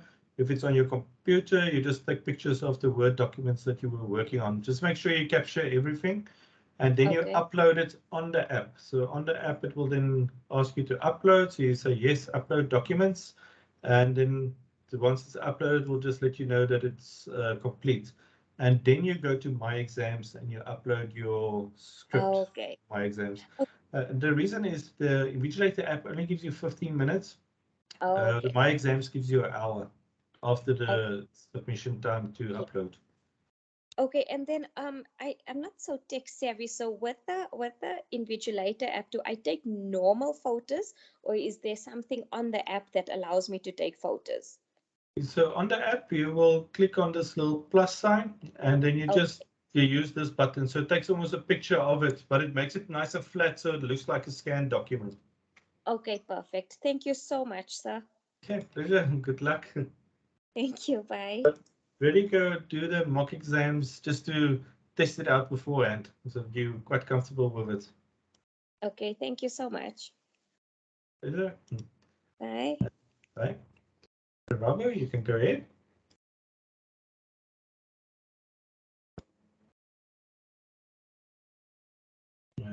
Robert, you can unmute.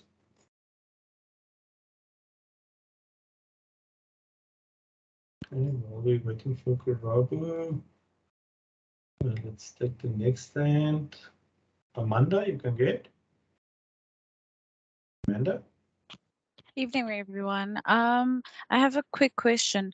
I was doing an assignment sometime during the week, and halfway through my assignment, it said that I got a database error. What happens if this happens in the middle of my exam? Okay, so the best would be, if you can, take a screenshot of it. Even if you take your phone, take a photo of that area that you're getting. If it's or if you can, just take a screen clipping and get the information to your lecturer as quick as possible with those screenshots. Was it an MCQ type of assessment, or was it an upload assessment that you did? It was an MCQ. Okay, so if it's an MCQ, still take the picture of that error so that you've got it as a backup. So in case you can't get back to it, then what you do is refresh the page and see if you can access that MCQ again. It does track exactly where you are, so you won't need to redo it. The questions that's already been captured. But if you do it, really just make sure that you document it and get it to your lecturer so that you can be eligible for a rewrite. All right. Thank you so much, Richard. Pleasure. Karabu, I see you unmuted now. You can go ahead.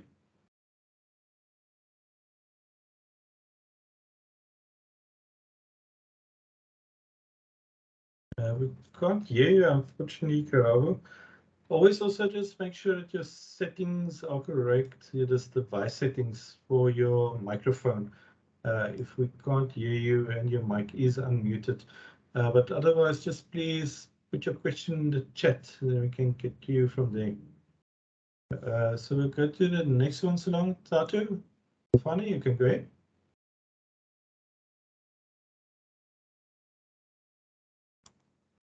And so my questions have already been answered. Thanks. I won't be asking any questions.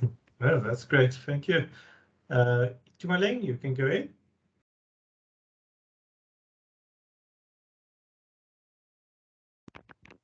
Hello. Hello. Yes. Oh, am I audible? Hi, good evening. Thanks, Richard. So my question is with regards to the profile picture. I have actually uploaded my profile picture on my my UNISA website, like my module website where we do our assignments and stuff, and it's visible. So my issue is when I log on to my exam portal, it's not visible. Should I worry about that? Because when I try to go and upload it there, the edit button is not there. So I'm just worried now I'll be writing and then Okay, it's so not recognizing yes. me. So it's actually a very good question, and so you don't need to worry about that. You'll actually notice if you, let's take for instance an example here. So remember, My Modules is the official learning platform, but what they do is for the big loads, for the exams, for the submissions, if you actually click on one of these links, the URL changes. For instance, it's cas.unisa. So each college got its own instance. So your profile picture won't show there. It must just be visible on myUnisa. You don't have to worry about the exam portal. Oh, so it will be recognizing. That's my worry was that I'll be writing and then it won't be, then the picture is not there. Okay, no, that's fine then. Thank you. Oh, That's that's the, fine. the other questions were answered. Thank you. Yeah, the ICT will sync up everything afterwards, so you don't need to worry about that. Thanks. All right, thank you. Okay, Chantal, you can go ahead. Let me just make you presenter quickly. Chantal, you can go ahead. Hi, how are you? Good, and you? I'm good. I'm struggling to upload my profile picture. I'm using my cell phone. It doesn't show the edit profile part. Whenever I try to scroll it down, I just can't click on it because the module information at the top covers it along and I can't upload it. Does it have any effect if I don't upload it at all? Because the date was before the 13th. Okay. And now. Now, just try if you turn your phone landscape mode, see if it's visible then. I did that, and I also took a screenshot and I sent it on the chats to see for you guys to see the kind of problem that I'm having, but I'm still not answered yet. So I don't know. Okay, so the problem has been, how can I say, reported already to ICT. So do not worry about it if you can't upload your picture. They will let you know when it's fixed. They'll send out a communication again, and then you can try and upload again. So don't worry about the due date that's now already passed or anything like that. The problem has been recorded, and we made it very vocal with the ICT already. So hopefully in the next week they will let us know that it's fixed, because there's a lot of So students when having. should I keep on checking on it almost every day or? No, check in 1 week's time or 2 weeks time, just before you finish the exams. You don't stress yourself and now look every day onto it. And we'll ask that they send out communication once it's fixed as well. Okay, so it doesn't have any effect on my exams or anything. No, you won't be penalized because of that. Okay, thank you very much. That's all. Pleasure.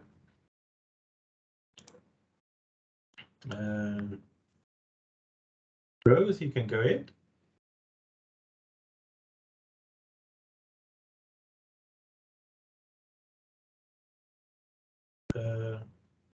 Rose, Ashulane, go ahead. I think you're on you're called in. Just try and unmute from your phone. But let's go to Pamela Salon.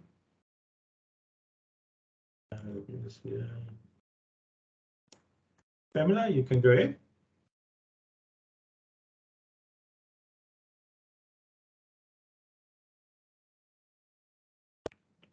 Pamela Tsukele Shange, you can go ahead. Response day. Victor, you can go ahead. Darren Victor.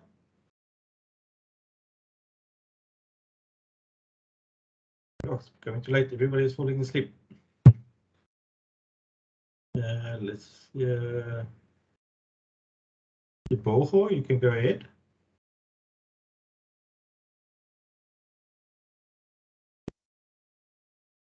Hi, Taryn here, if I can go ahead.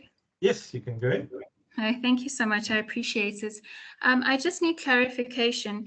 So I'm very clear that with MCQ, we will have the camera on, but with the take-home exam that I'm going to be doing next week, we log into myUnisa, go to myExams, and then we download, we do what we need to do on the Invigilator app, and then we download our paper.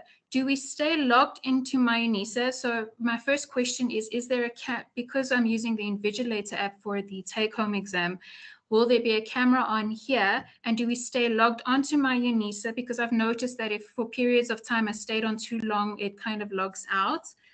Do I stay logged onto myUnisa, or do I just download my paper, go answer the questions, log back in, do what I need to on the Invigilator app, take my photos, submit those, and then submit it onto myUnisa? Yes, so for the take-home exams, you do not need to be logged in the whole time to the exams portal. So you're going to come here, basically, you're going to download your exam paper, you're going to scan the QR code so that you start the invigilation. It will, then you don't have to worry about the myExams. Once you're done, you upload it with all your scripts with the Invigilator app, and then you log back in and you just submit on the myExams portal. Okay, so that means that there's no Moodle protocol here, because I'll be using the Invigilator app for my my module. Yes, yeah. So you won't be recorded on your webcam. Okay, great, thank you. And just one more second question. I don't know if I need to ask my lecturer, but do you know if we need to include a declaration in the paper, or will those instructions be in the exam? Or is the declaration that tick that you showed that we will click when we submit? So it will depend on your paper. They might have an additional declaration that you need to do, but then it will be part of your exam paper. But else it will just be that tick that you need to do when you submit to declare that it is your own work.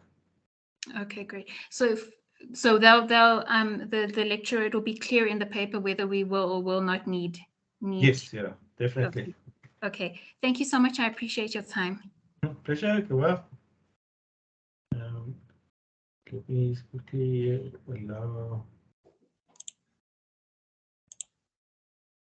the Bogo, you can go ahead. Also, Rose, if you can unmute, you can also go ahead.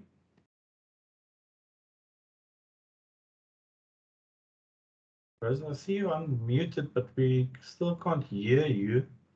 If you can, perhaps just use your the chat to pose your question. I think there's something wrong with your device for the audio.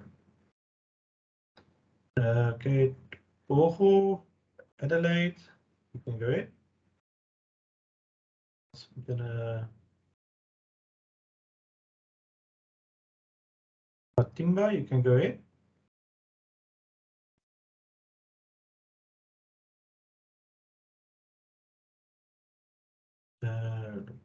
Any answers here? Yamba Longo, you can go ahead. Felicity, Yamba Longo.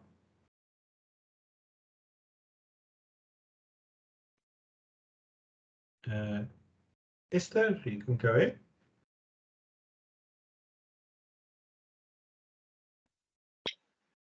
Hi, sir. Who's speaking now? Elisi Longo. Oh, yes, Longo, you can go ahead. Hello. Thank you so much. Okay, Esther, we'll get back to you now. Let's just quickly get Lissy Yamba Longo a chance. Lissy, you can go ahead. Okay, thank you. So I have 4 questions. And the first one is, can we write our exams on campus if we get a message that that load shedding will happen during our exams? Okay, so that's a very difficult one. Do you have your own laptop? Yes, I do. Okay, so just make sure the campus is open. I don't know if a lot of the staff is striking still at the moment. So first make sure that the center is open and that you can use your own device. So you can just connect to the Wi-Fi. So even if you sit outside in the car, that you can connect to the Wi-Fi. But you will not be able to use the computers in the labs to write your examination. So if you need to just access to the Wi-Fi, you can do it with your own device, but they will not allow in the labs where you can write, and that's because they don't have the webcams and there's no person that can invigilate to make sure, if everybody is writing at the same time, the same area, that they don't disrupt each other. Okay, that's understandable. Okay, but yes, yes, okay. Okay, and the second questions, when we're writing our exams, should we all all our tabs be closed except one? Or let's say you're writing exams and you get let's say a WhatsApp message or Outlook message on your laptop. Is that considered also cheating or something? The best would be to close it so you don't get interrupted. Uh, close all the tabs, but it won't be, if you're going to be using, for instance, the MCQ, it will only take pictures of you through the camera. It won't take pictures of your screen necessarily. But Invigilator app will also just record the sound. So if there's tabs open, it really won't mind, but as long as it doesn't disturb you or make noise in the background as well, this will give you an alert. Okay, no problem.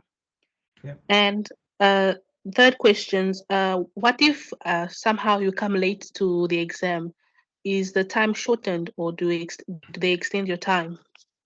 No, so especially what type of exams are you going to be writing? MCQ or take-home?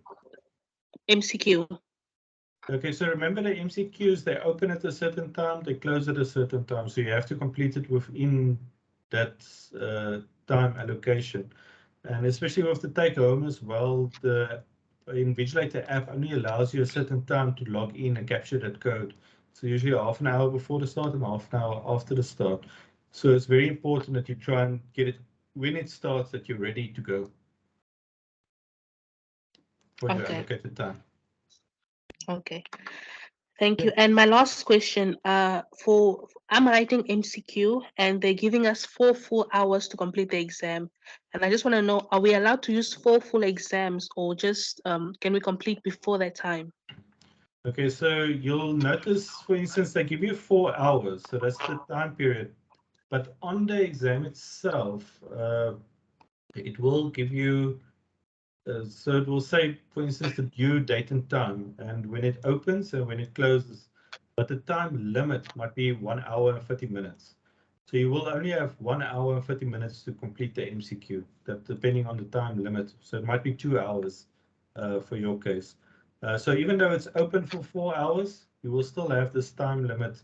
And a lot of people, you actually get 2 attempts as well. If you run into problems, you can always use a second attempt as well within that time period. Okay, understandable. Okay, thank you so much. Pleasure, you're well. Esther, you can go ahead. Good evening. How are you, sir? Good, and you? I'm fine. My questions have been answered, but just to make clarity on my side that I had it correctly.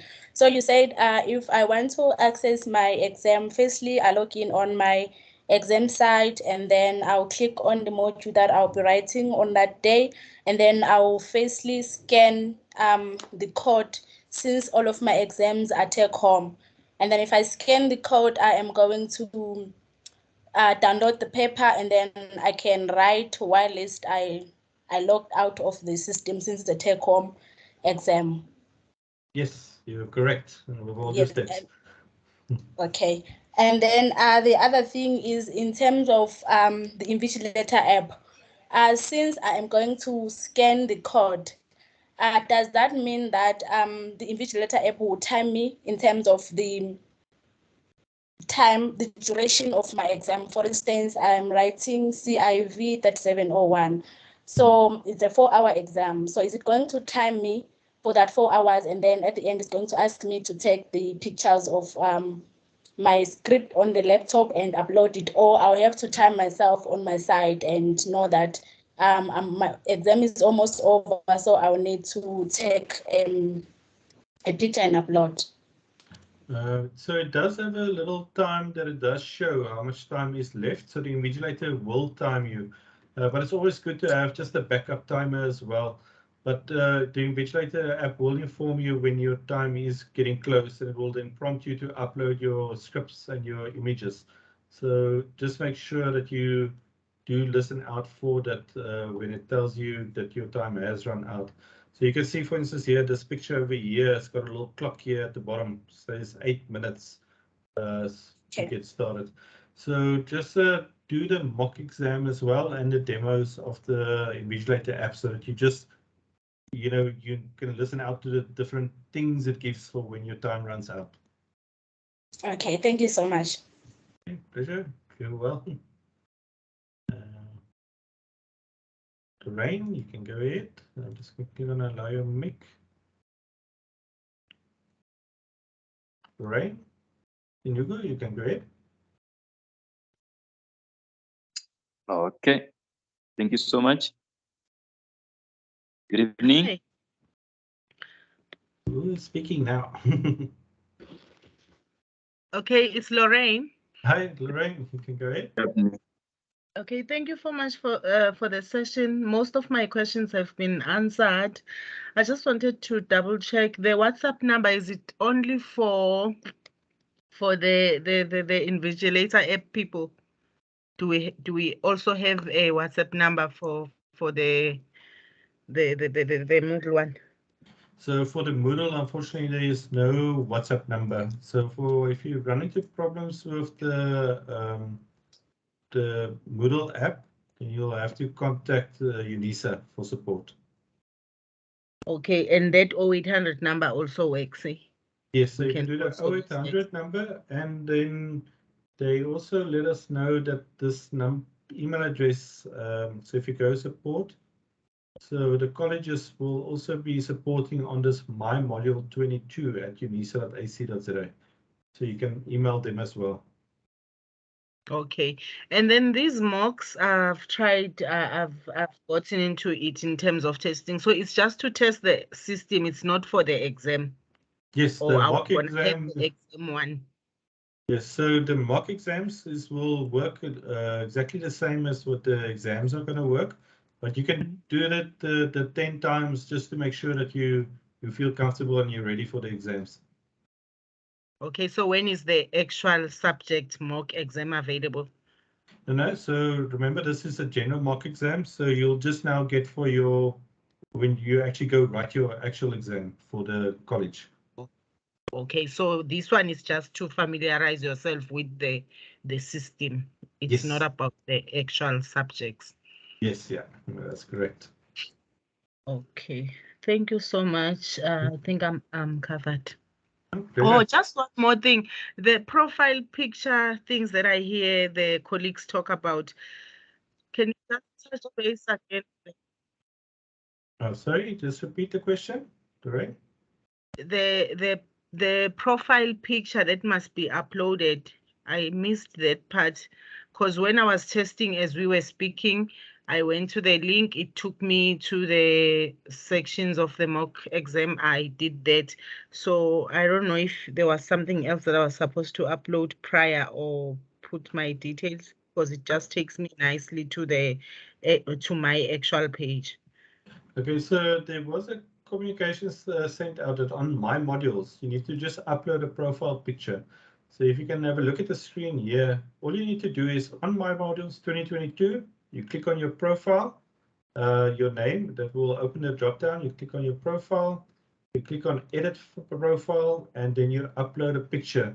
So this is just a reference picture that they're going to be using for proctoring as well to make sure that it is you writing. So beforehand, just go and upload your profile picture. Make sure it's a picture, where your face is visible and clear.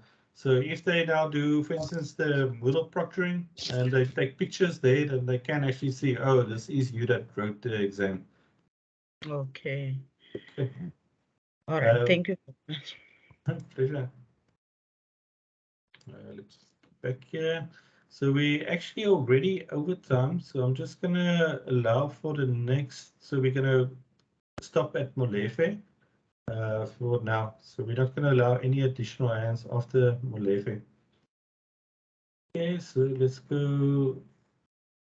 Thandi, you can go ahead.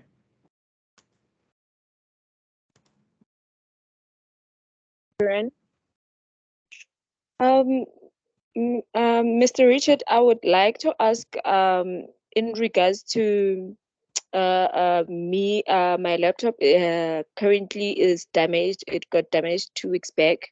And then what I wanted to ask is that the only device that I have right now is my cell phone. In terms of the Invigilator app, how am I going to work around that? Do I copy the QR code and then paste it on my Invigilator app, or how am I supposed to work around that? Because my cell phone is the only device that I currently have. And then Okay. question is that um, uh, my colleagues were asking in terms of load shedding. So now, every time I have experienced load shedding in my area, I would go onto the ESCOM website to check if I can access the proof in if there were a case that I have to produce it in the case of schoolwork and things. But now I haven't found such. Do I go to the ESCOM offices for the proof that my area was currently affected during my exam, or how do I work around that? Because most of the time, if I experience load shedding, my network will be giving me problems maybe for an hour or so. Okay, so the best would be, especially when the power goes out at random times, just take a picture of your power being out and send it to your lecturer as soon as we've got connectivity again. You don't necessarily have to go all the way to get the ESCOM proof. Remember, your lecturers are also there to try and support you. So any evidence that you can just have that your power is out, but just the big thing is to communicate with them as quickly as possible. As soon as you get power again, get the information to them, reach out to your lecturer, and they will be able to assist you from there. Just in terms of since you're going to be using one device, in the app, I just quickly want to look where it is. Here we go. So if you look here at the top, there's a button called Access LMS. So what you need to do is you open the app, you go to Access LMS, you click on this one, it will open up myUNISA, the myExams. You scroll down to myExams, you log in, everything within the app, you get the code. So the code here is at the bottom, the 2BF. So you just write it down and then you type it into the app. And then you start the normal way that you will be doing. So then afterwards, and now this is where it comes down a bit tricky with the take-home exam. So afterwards, you're going to then obviously scan everything with your phone, and you're going to submit it to in the Invigilator app. And then that same scanned document, they're going to make it available now that you can then upload that document to the myExams portal. So you'll click again on that button, the LMS button. So just make sure that you see that LMS button. You log into the exams portal, you upload, submit, and then you upload that, how can I say, your script that you took the pictures from. So because it's also a new feature that they released, even this weekend, go try that mock exam and do it on your phone so that you make sure that you are able to access the LMS from the app and then also upload the script that you took the pictures of with your phone afterwards to the myExams portal and to the app. You previously said we're going to take pictures with the app and then submit it. Then we can submit after on the on our portal. What I want to ask again is that in that case, how do I scan that? Do we have the scanner within the app, or I have to go use another app again to scan my documents and then upload on my UNISA, on my exam, I mean? Okay, so this app, when you take the pictures, yeah, it's got the, it takes pictures like normal, but it actually it makes it nice and flat and everything like a phone scanner. So you just submit this one and it even makes it one PDF document that you can upload. Okay. Okay. Thank you very much. You've helped me a lot. Okay.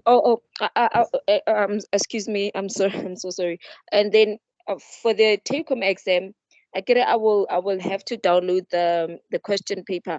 Will it be visible on the app, or I would have to open another tab to see my question paper? No. So you will just click on this Access LMS button again, and then you can view it in this browser that they have. So try not to leave the app at all. The app must stay open. So you just use this Access LMS, and it will open in the app where you can view the questions. Okay, so thank you very much. Okay. Good luck with the exams. Thank you. Let me just allow me. Anna, you can go ahead. Or Anna, to lower the hand. Dinio, you can go ahead. Let me just allow the mic for you. Hello, can you hear me? He's speaking now. Anna, yes, you can go ahead. Oh, hi, how are you? Good and you? Good, thank you. My question has been answered on the chat box, but I just want to refer it again. I was admitted at hospital on Monday, so I just got discharged today. So, and the doctor has booked me off till the 18th, and my exam it's on the 19th. So, I don't know, I'm a first year student, so I don't know what is expected to me.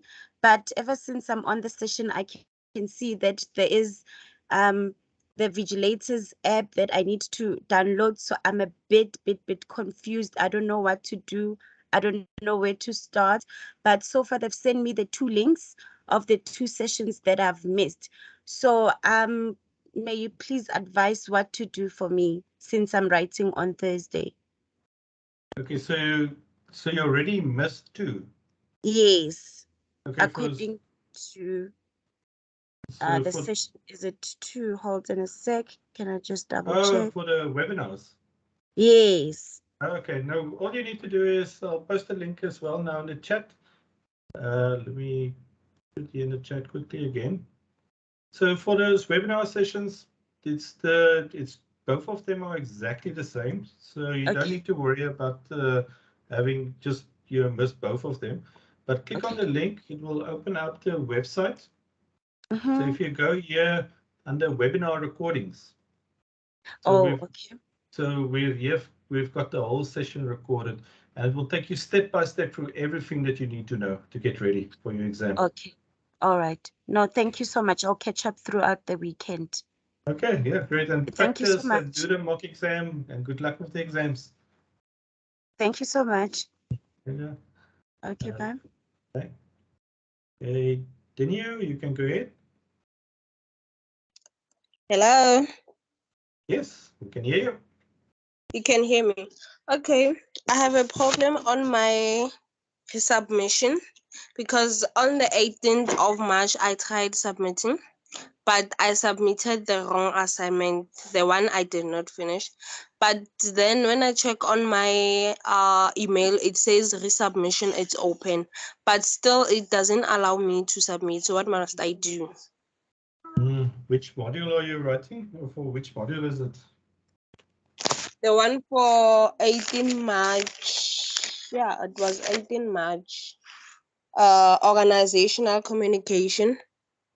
Do you have the module code for that one?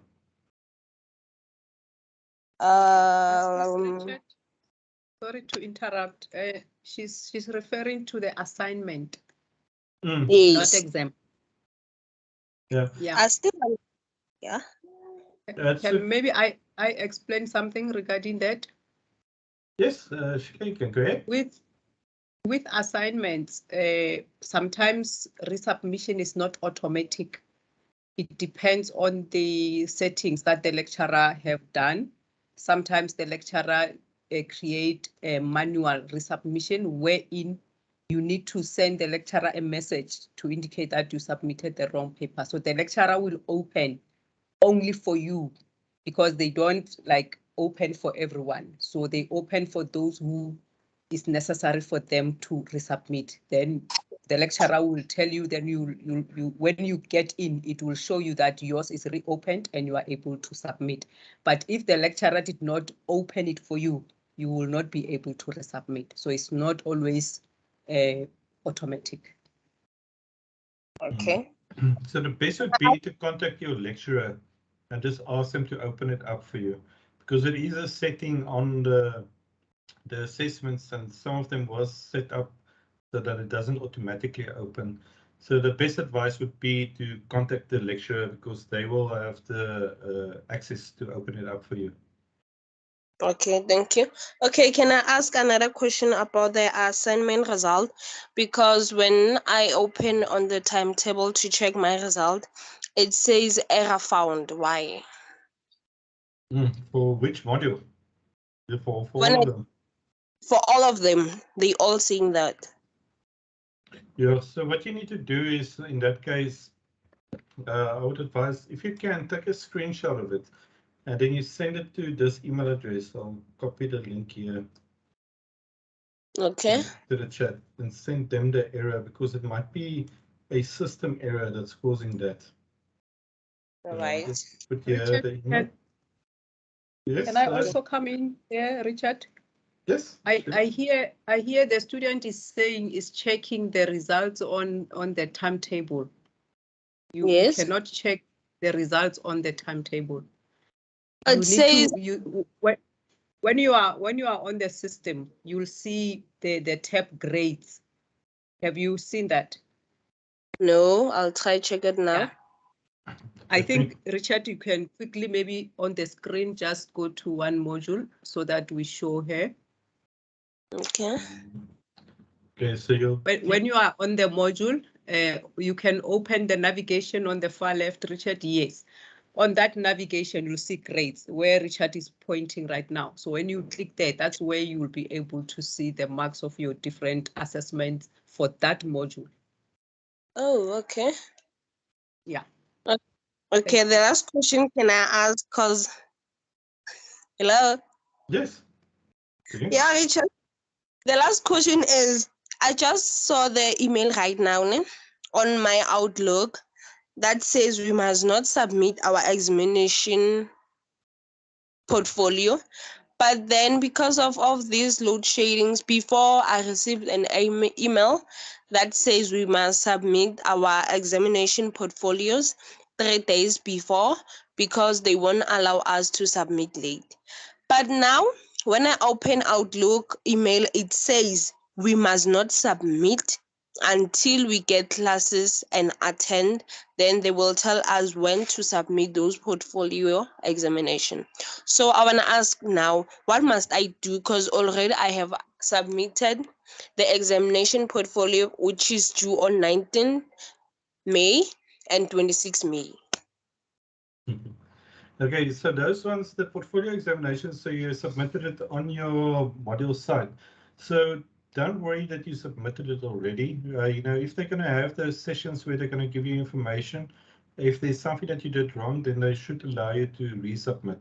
So there you should, because it's very module specific, and it's unfortunate that the communication is not adequate, but there you'll also have to follow up with your lecturer. They will be able to advise you, but don't worry that you submitted already. The classes, they will probably just give you some more information on how to submit. And if there's something that you need to change, you can just ask that you resubmit.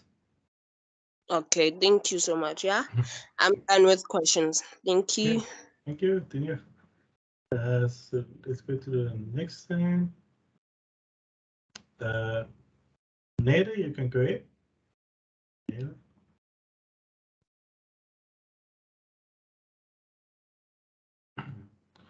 While we're waiting for Neda, Colleen, you can go ahead.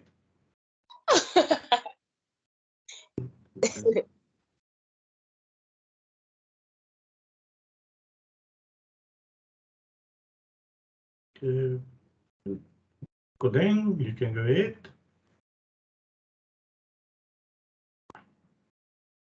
Okay, so let's go to the next one. Annelies from Jaarschap, you can go ahead.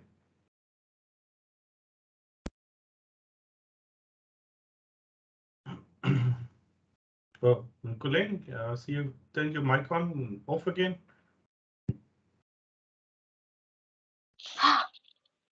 Hello? Yes, we can hear you. Okay, thank you so much. Yes, I tried doing the mock exam today. However, I didn't get anywhere with it because it kept saying I should allow my camera to access my browser.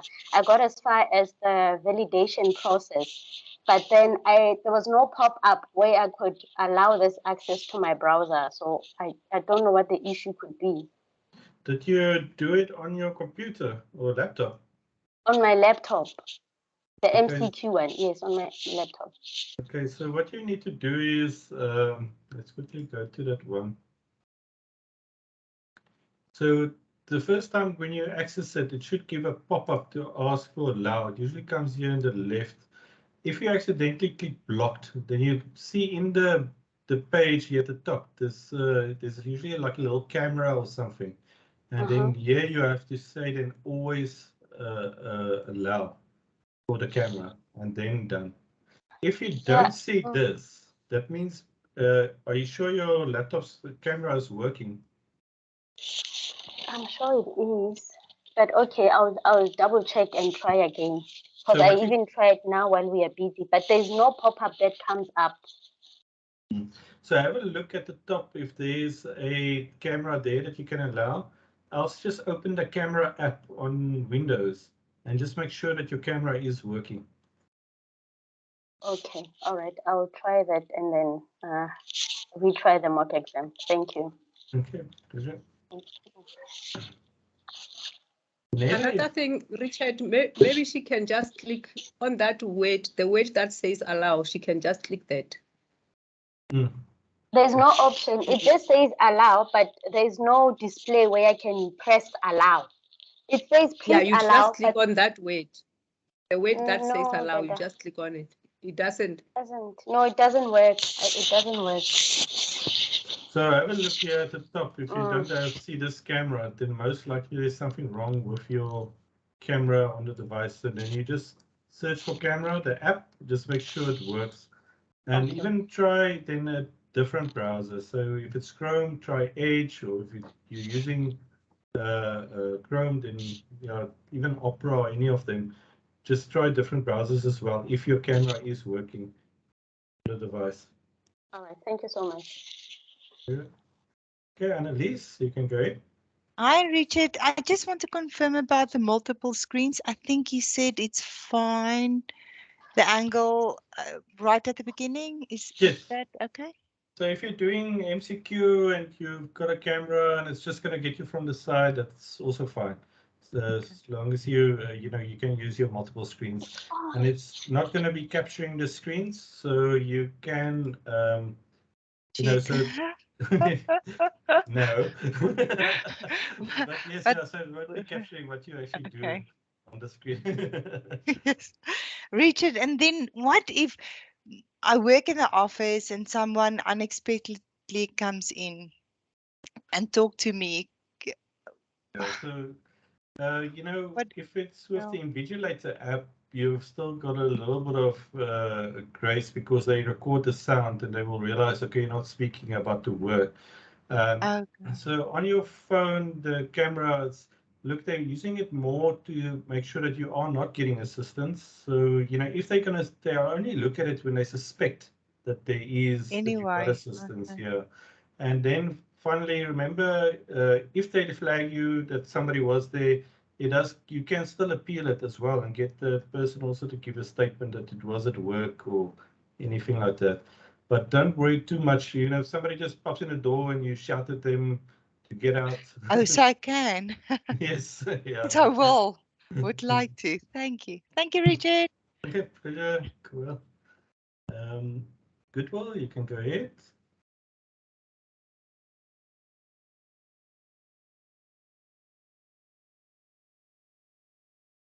Okay, Goodwill. I'm just going to lower that in here.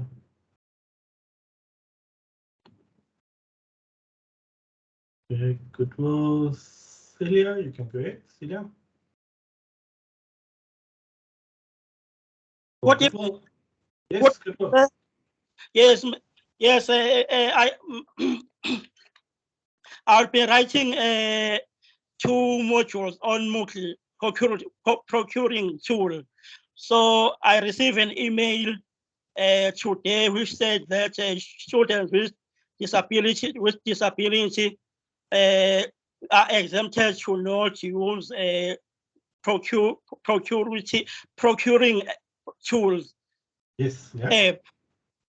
So my question is that when I am in my exam, I should not bother myself to the module procuring app, procuring icon. I should just start my exam. I Okay. just log in and start my exam. Yes. So you just have to check. Have you made contact with the Oxford Centre so that you requested for leniency with the proctoring? Hello? That you requested that you declared that you've got a disability and requested with the Oxford that you don't have to do the proctoring. I have a. What I'm gonna do is I'm gonna. I didn't catch you well. Okay, so what I'm gonna do is I'm gonna put in the chat the email address. Let me just quickly. Okay. So it's going to be two email addresses. It's oxford@unisa.ac.za and the other one is nkunjabi. It's Pintias. So they'll send you a form that you just need to complete so that you are exempted for the examination. And then they make a special arrangement because you won't be using the normal link. They'll actually give you like a special link to join, and then you don't need the proctoring. So my question is that I should not bother myself with a procuring a icon. I could just start my exam without logging into it. Yes, yeah. So then you just start the exams. So the system will just recognize me. Yes, but you must first get fill in that form that you are that you get exemption. So they will just they will know they will identify me with my student number. So and with those modules that I will be writing that day. Yes, yeah. So once you filled in the form that you're going to get from Oxford, and then they will automatically pick it up with your student number. Okay. Thank you, sir. But really, email that Oxford as soon as you can, just to get that that you don't have to do it. Just declare your disability and fill in the form. Okay. With a letter from the doctor. Yes, yeah. So Oxford, and they'll send you a form that you need to complete. Pintias, you will be able to assist you very quickly so that you get on the system. I catch you, sir. Okay, thank you. Okay. Okay, let's see. Celia Makua, you can go ahead. Good evening, everyone. This is my first year. I already tried to learn, but my worry is one. I just want to know, like with the invigilator app, what if I let's say I look help for someone, not to help me to write, just to send for me the that I'll be looking for. When they say they need something, then I'll ask someone to help me if I'm struggling with it. Will they penalize me for that? Okay, so with the Invigilator app, remember the Invigilator app does record sound. So if you get flagged, they are going to listen to what the person said to you. So as long as they don't discuss the work, the content of the examination, they would just perhaps assisting you with clicking on a button or or assisting you in terms of getting your technology right, then you've got a motivation even if you get flagged. So don't worry too much about if somebody comes and help you with the computer or technical assistance. But if you're going to be discussing the work content, that's when they're going to flag you. Okay, thank you very much. Okay, pleasure. Selena, you can go ahead.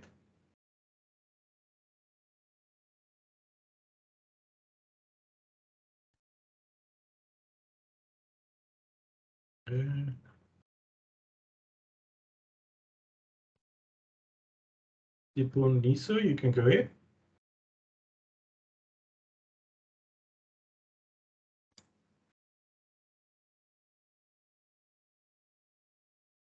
Can you hear me? Yes, we can hear you. Oh, sorry. Thank you, sir. I don't know if you heard what I said earlier. No. Technology is a bit of a challenge as well for some of us. I'm also a first-year student, so this is a bit overwhelming, having to learn everything in one go. I just want to find out, I tried to download the Invigilator app. I've checked and I saw that the module that I'll be writing is on the Invigilator app. And I saw it sends a verification, I'm supposed to have a verification code sent. Yes. I'm not sure if this is supposed to be on the, it will be sent via the email or the SMS, because I've been waiting and I'm not getting the code. Okay, so it's going to be to your email, so your MyLife email address. So you'll need to go to your MyLife email, and then you'll get the code from there. I don't think I've used the email before. Is that the UNISA one? Yes, yeah, the UNISA Because MyLife it's still, email. okay, it still required me to sign in. So I don't know if the PIN would be the same one that I use for logging in. Yes, so remember when you log into your MyLife email, so that will be then your student number at mylife.unisa.ac.za, and the password will be the same one you use for myUNISA. Okay, that just gives me sometimes a problem.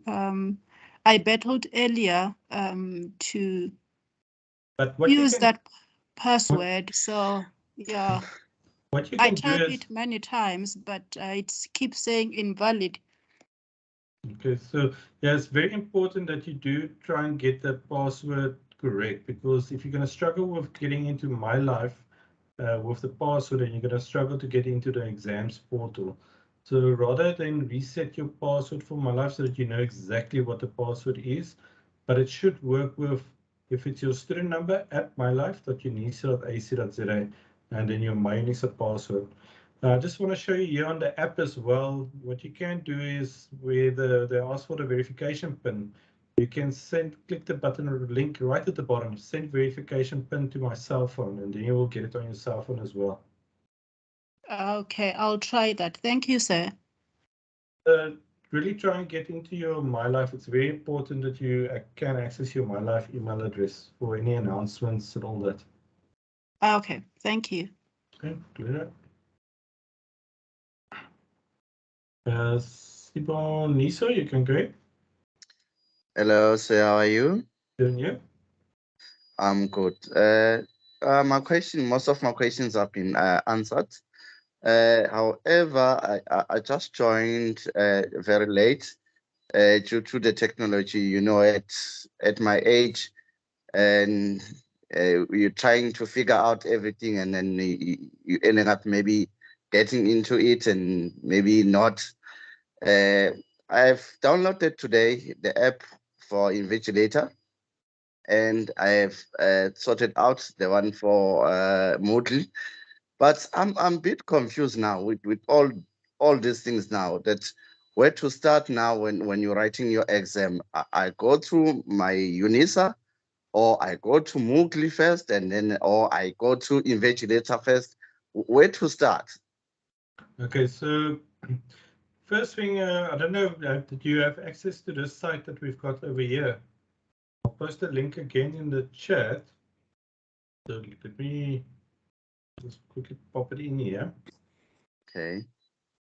Make sure you can open up this link. Let me just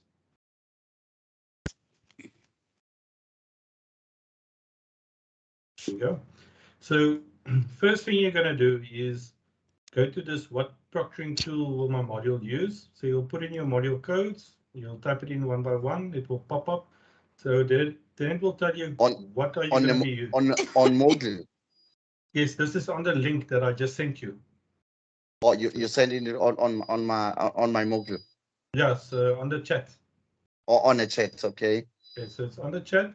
So once you open that, then you can type in your module. So the first thing is to see what type of proctoring are you going to be using. Are you going to use model proctoring or Vigilator app? So on the day of then what you can do is you can do the mock exams. So the mock exams, you can also open up click on this button, and then you can test out both. So the MCQ will use Moodle, and the take home will use the Vigilator app. You'll see here it gives you the instructions, scan, and then you download the paper, and then you upload it at the end. So all the instructions are on the page as well. And then on the day of your exam, you'll go to myUnisa. Yes. You do not need to log into myUnisa, but you click on this link here, myExams. myExams, okay. Then you click on the date that you're going to be writing. Remember, it only lists 5 days in advance. So if it's after the 17th, it won't be up yet. So you'll click on the date, and then you click on your module, and then it will ask you to log in. So you log in with your myUnisa credentials, and then you'll notice it will look exactly like the normal, portal for Moodle. So if you click on it, it will open it up. You'll put in your password. You'll see at the top, the button is now My Exams. It's not My Modules. And then from there, you just select the exam that you're going to be writing. And then you'll click on the exam, and then you will start. Okay. Okay. Let's say now, let's say now, I'm writing my exam on my laptop, and then when I want to upload now my exam, I cannot upload it from my laptop. I have to transfer it from my laptop to my mobile phone, and from there and then upload it, submit it to exam. And then why do you need to? Why can't you upload it from your laptop? I haven't done it before.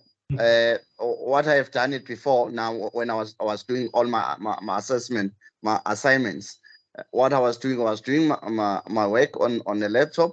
When I'm done, then convert it from the laptop, convert it to PDF, from PDF, and then transfer it to my cell phone, and then from the cell phone, then upload it on myUnisa.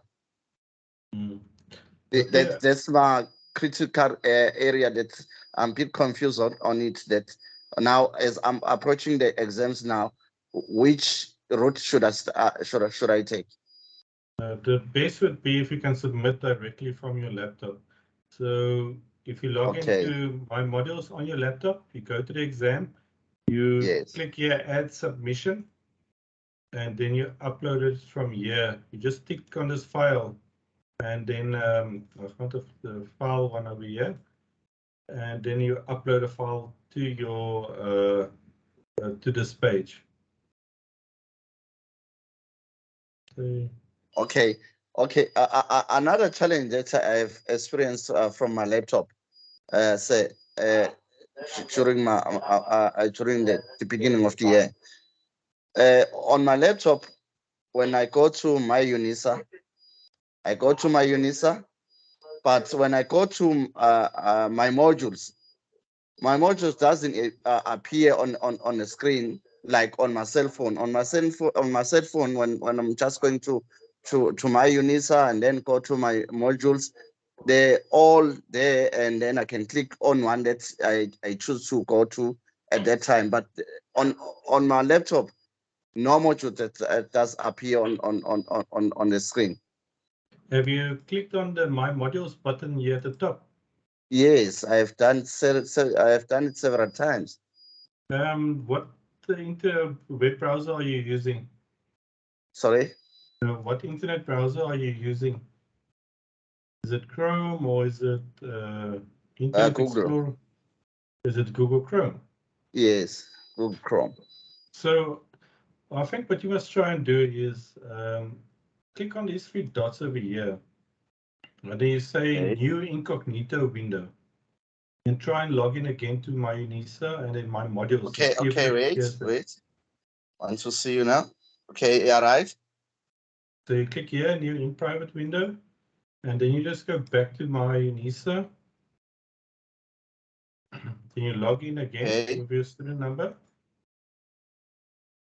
Then you click on My Modules 2022.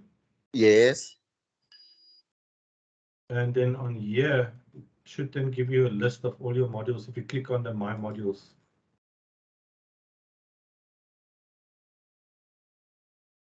After my modules 2022, and then where to click? You click on this big orange button at the top, My Modules. Oh, okay. Hello? Yes, can you see it? Okay, yeah, right. Oh, what's this now?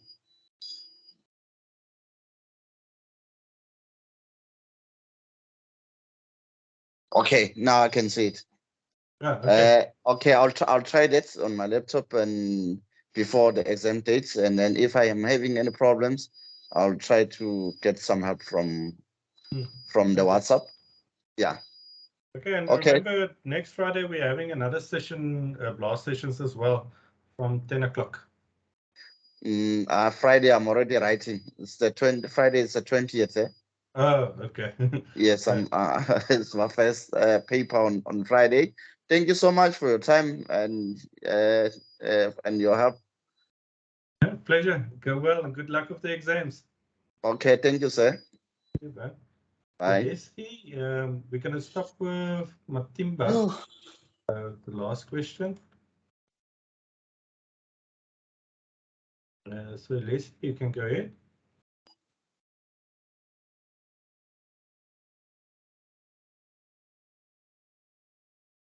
Okay, don't see here. Okay, Matimba, you can go ahead. You'll be our last student for tonight. Unfortunately, we're already an hour over time. Matimba.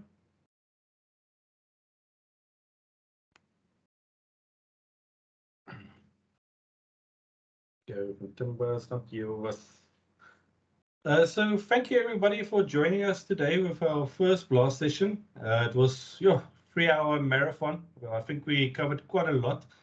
Thank you for joining us on a Friday evening, and good luck with your exams. So remember on. Oh, can you please see? Yes, you can Mr. Richard? Yes, I can hear you. Yes, I was trying to unmute here. Okay. Thank you so much. No, go ahead. You know, yeah, I raised my hand earlier. I joined the same time you said we must start the meeting. And then when I raised my hand, the moment I wanted to ask the question, I think my line was breaking this side. And then when I rejoined, I found that you unmuted me. You muted me. No problem. Can go ahead, Matimba. How can I help you? All right. Thank you so much. I've got some few questions here. It's not a lot. All right. Just to confirm this first. Do I need 2 gadgets to complete my exam? The first question. A laptop and a phone. A phone for the app and Richard, are you still with me? Yes, yeah, no, I'm with you. Yes, and no. your second question? Yes. And then writing the exam, do I write the exam on the system or will I have to write on the Word document so that I can convert into a PDF, or there are exams that I need to complete online on the system? Okay, so the first thing you need to do is with this link that we Richard, posted. can you hear me? Yes, we can hear you. I don't know if it's my line here. That's. I think you're struggling to hear us. But Timba, so what you need to do is first confirm what tool are you going to be using. So you first go here to the website. My line is this side, but I can see what you are displaying on the system on the screen. Oh, okay. Remember, the recording will also be made available. So you can go and look at the recording as well. So the first thing you must Okay. first confirm which tool are you My going to use. module is EDDHOD. Are you with me, Mr. Richard? Well, Matimba, you're breaking up. EDDHOD. Yes, that one. Huh? This one. Okay, so you will be using Right. the Invigilator app. So you then need to go to the proctoring. And then you need to... Mr. Richard, can you hear me? Matimba, you're breaking up very bad. I think rather go and have a look at the webinar recordings where we take you step by step through how to do it. And because there you will see as well, you Hello, can use Mr. one Richard? device. Matimba, you're breaking up bad. so I'm going to mute you now. You're breaking up very bad. Matimba, rather, I'll put it in the chat as well. Rather go have a look at the webinar recording where we do answer that question of the Invigilator app. You can use one device or you can use two devices. So depending on how you prefer to do it. But yes, so we're going to end it there. So thank you everybody for joining. Remember, next week, Friday, we again have a blast session from 10 to 12. During the week, we will have a webinar session on Tuesday. So if you want to see the whole webinar session, it's a live event. So we have Tuesday from, let me just get to the correct date here, from 6 to 8. And then on Thursday next week from 10 to 12. So please come and join these sessions if you can.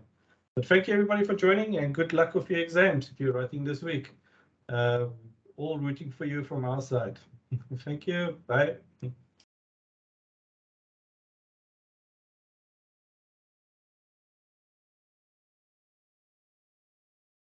Thank you, colleagues. Richard, well done.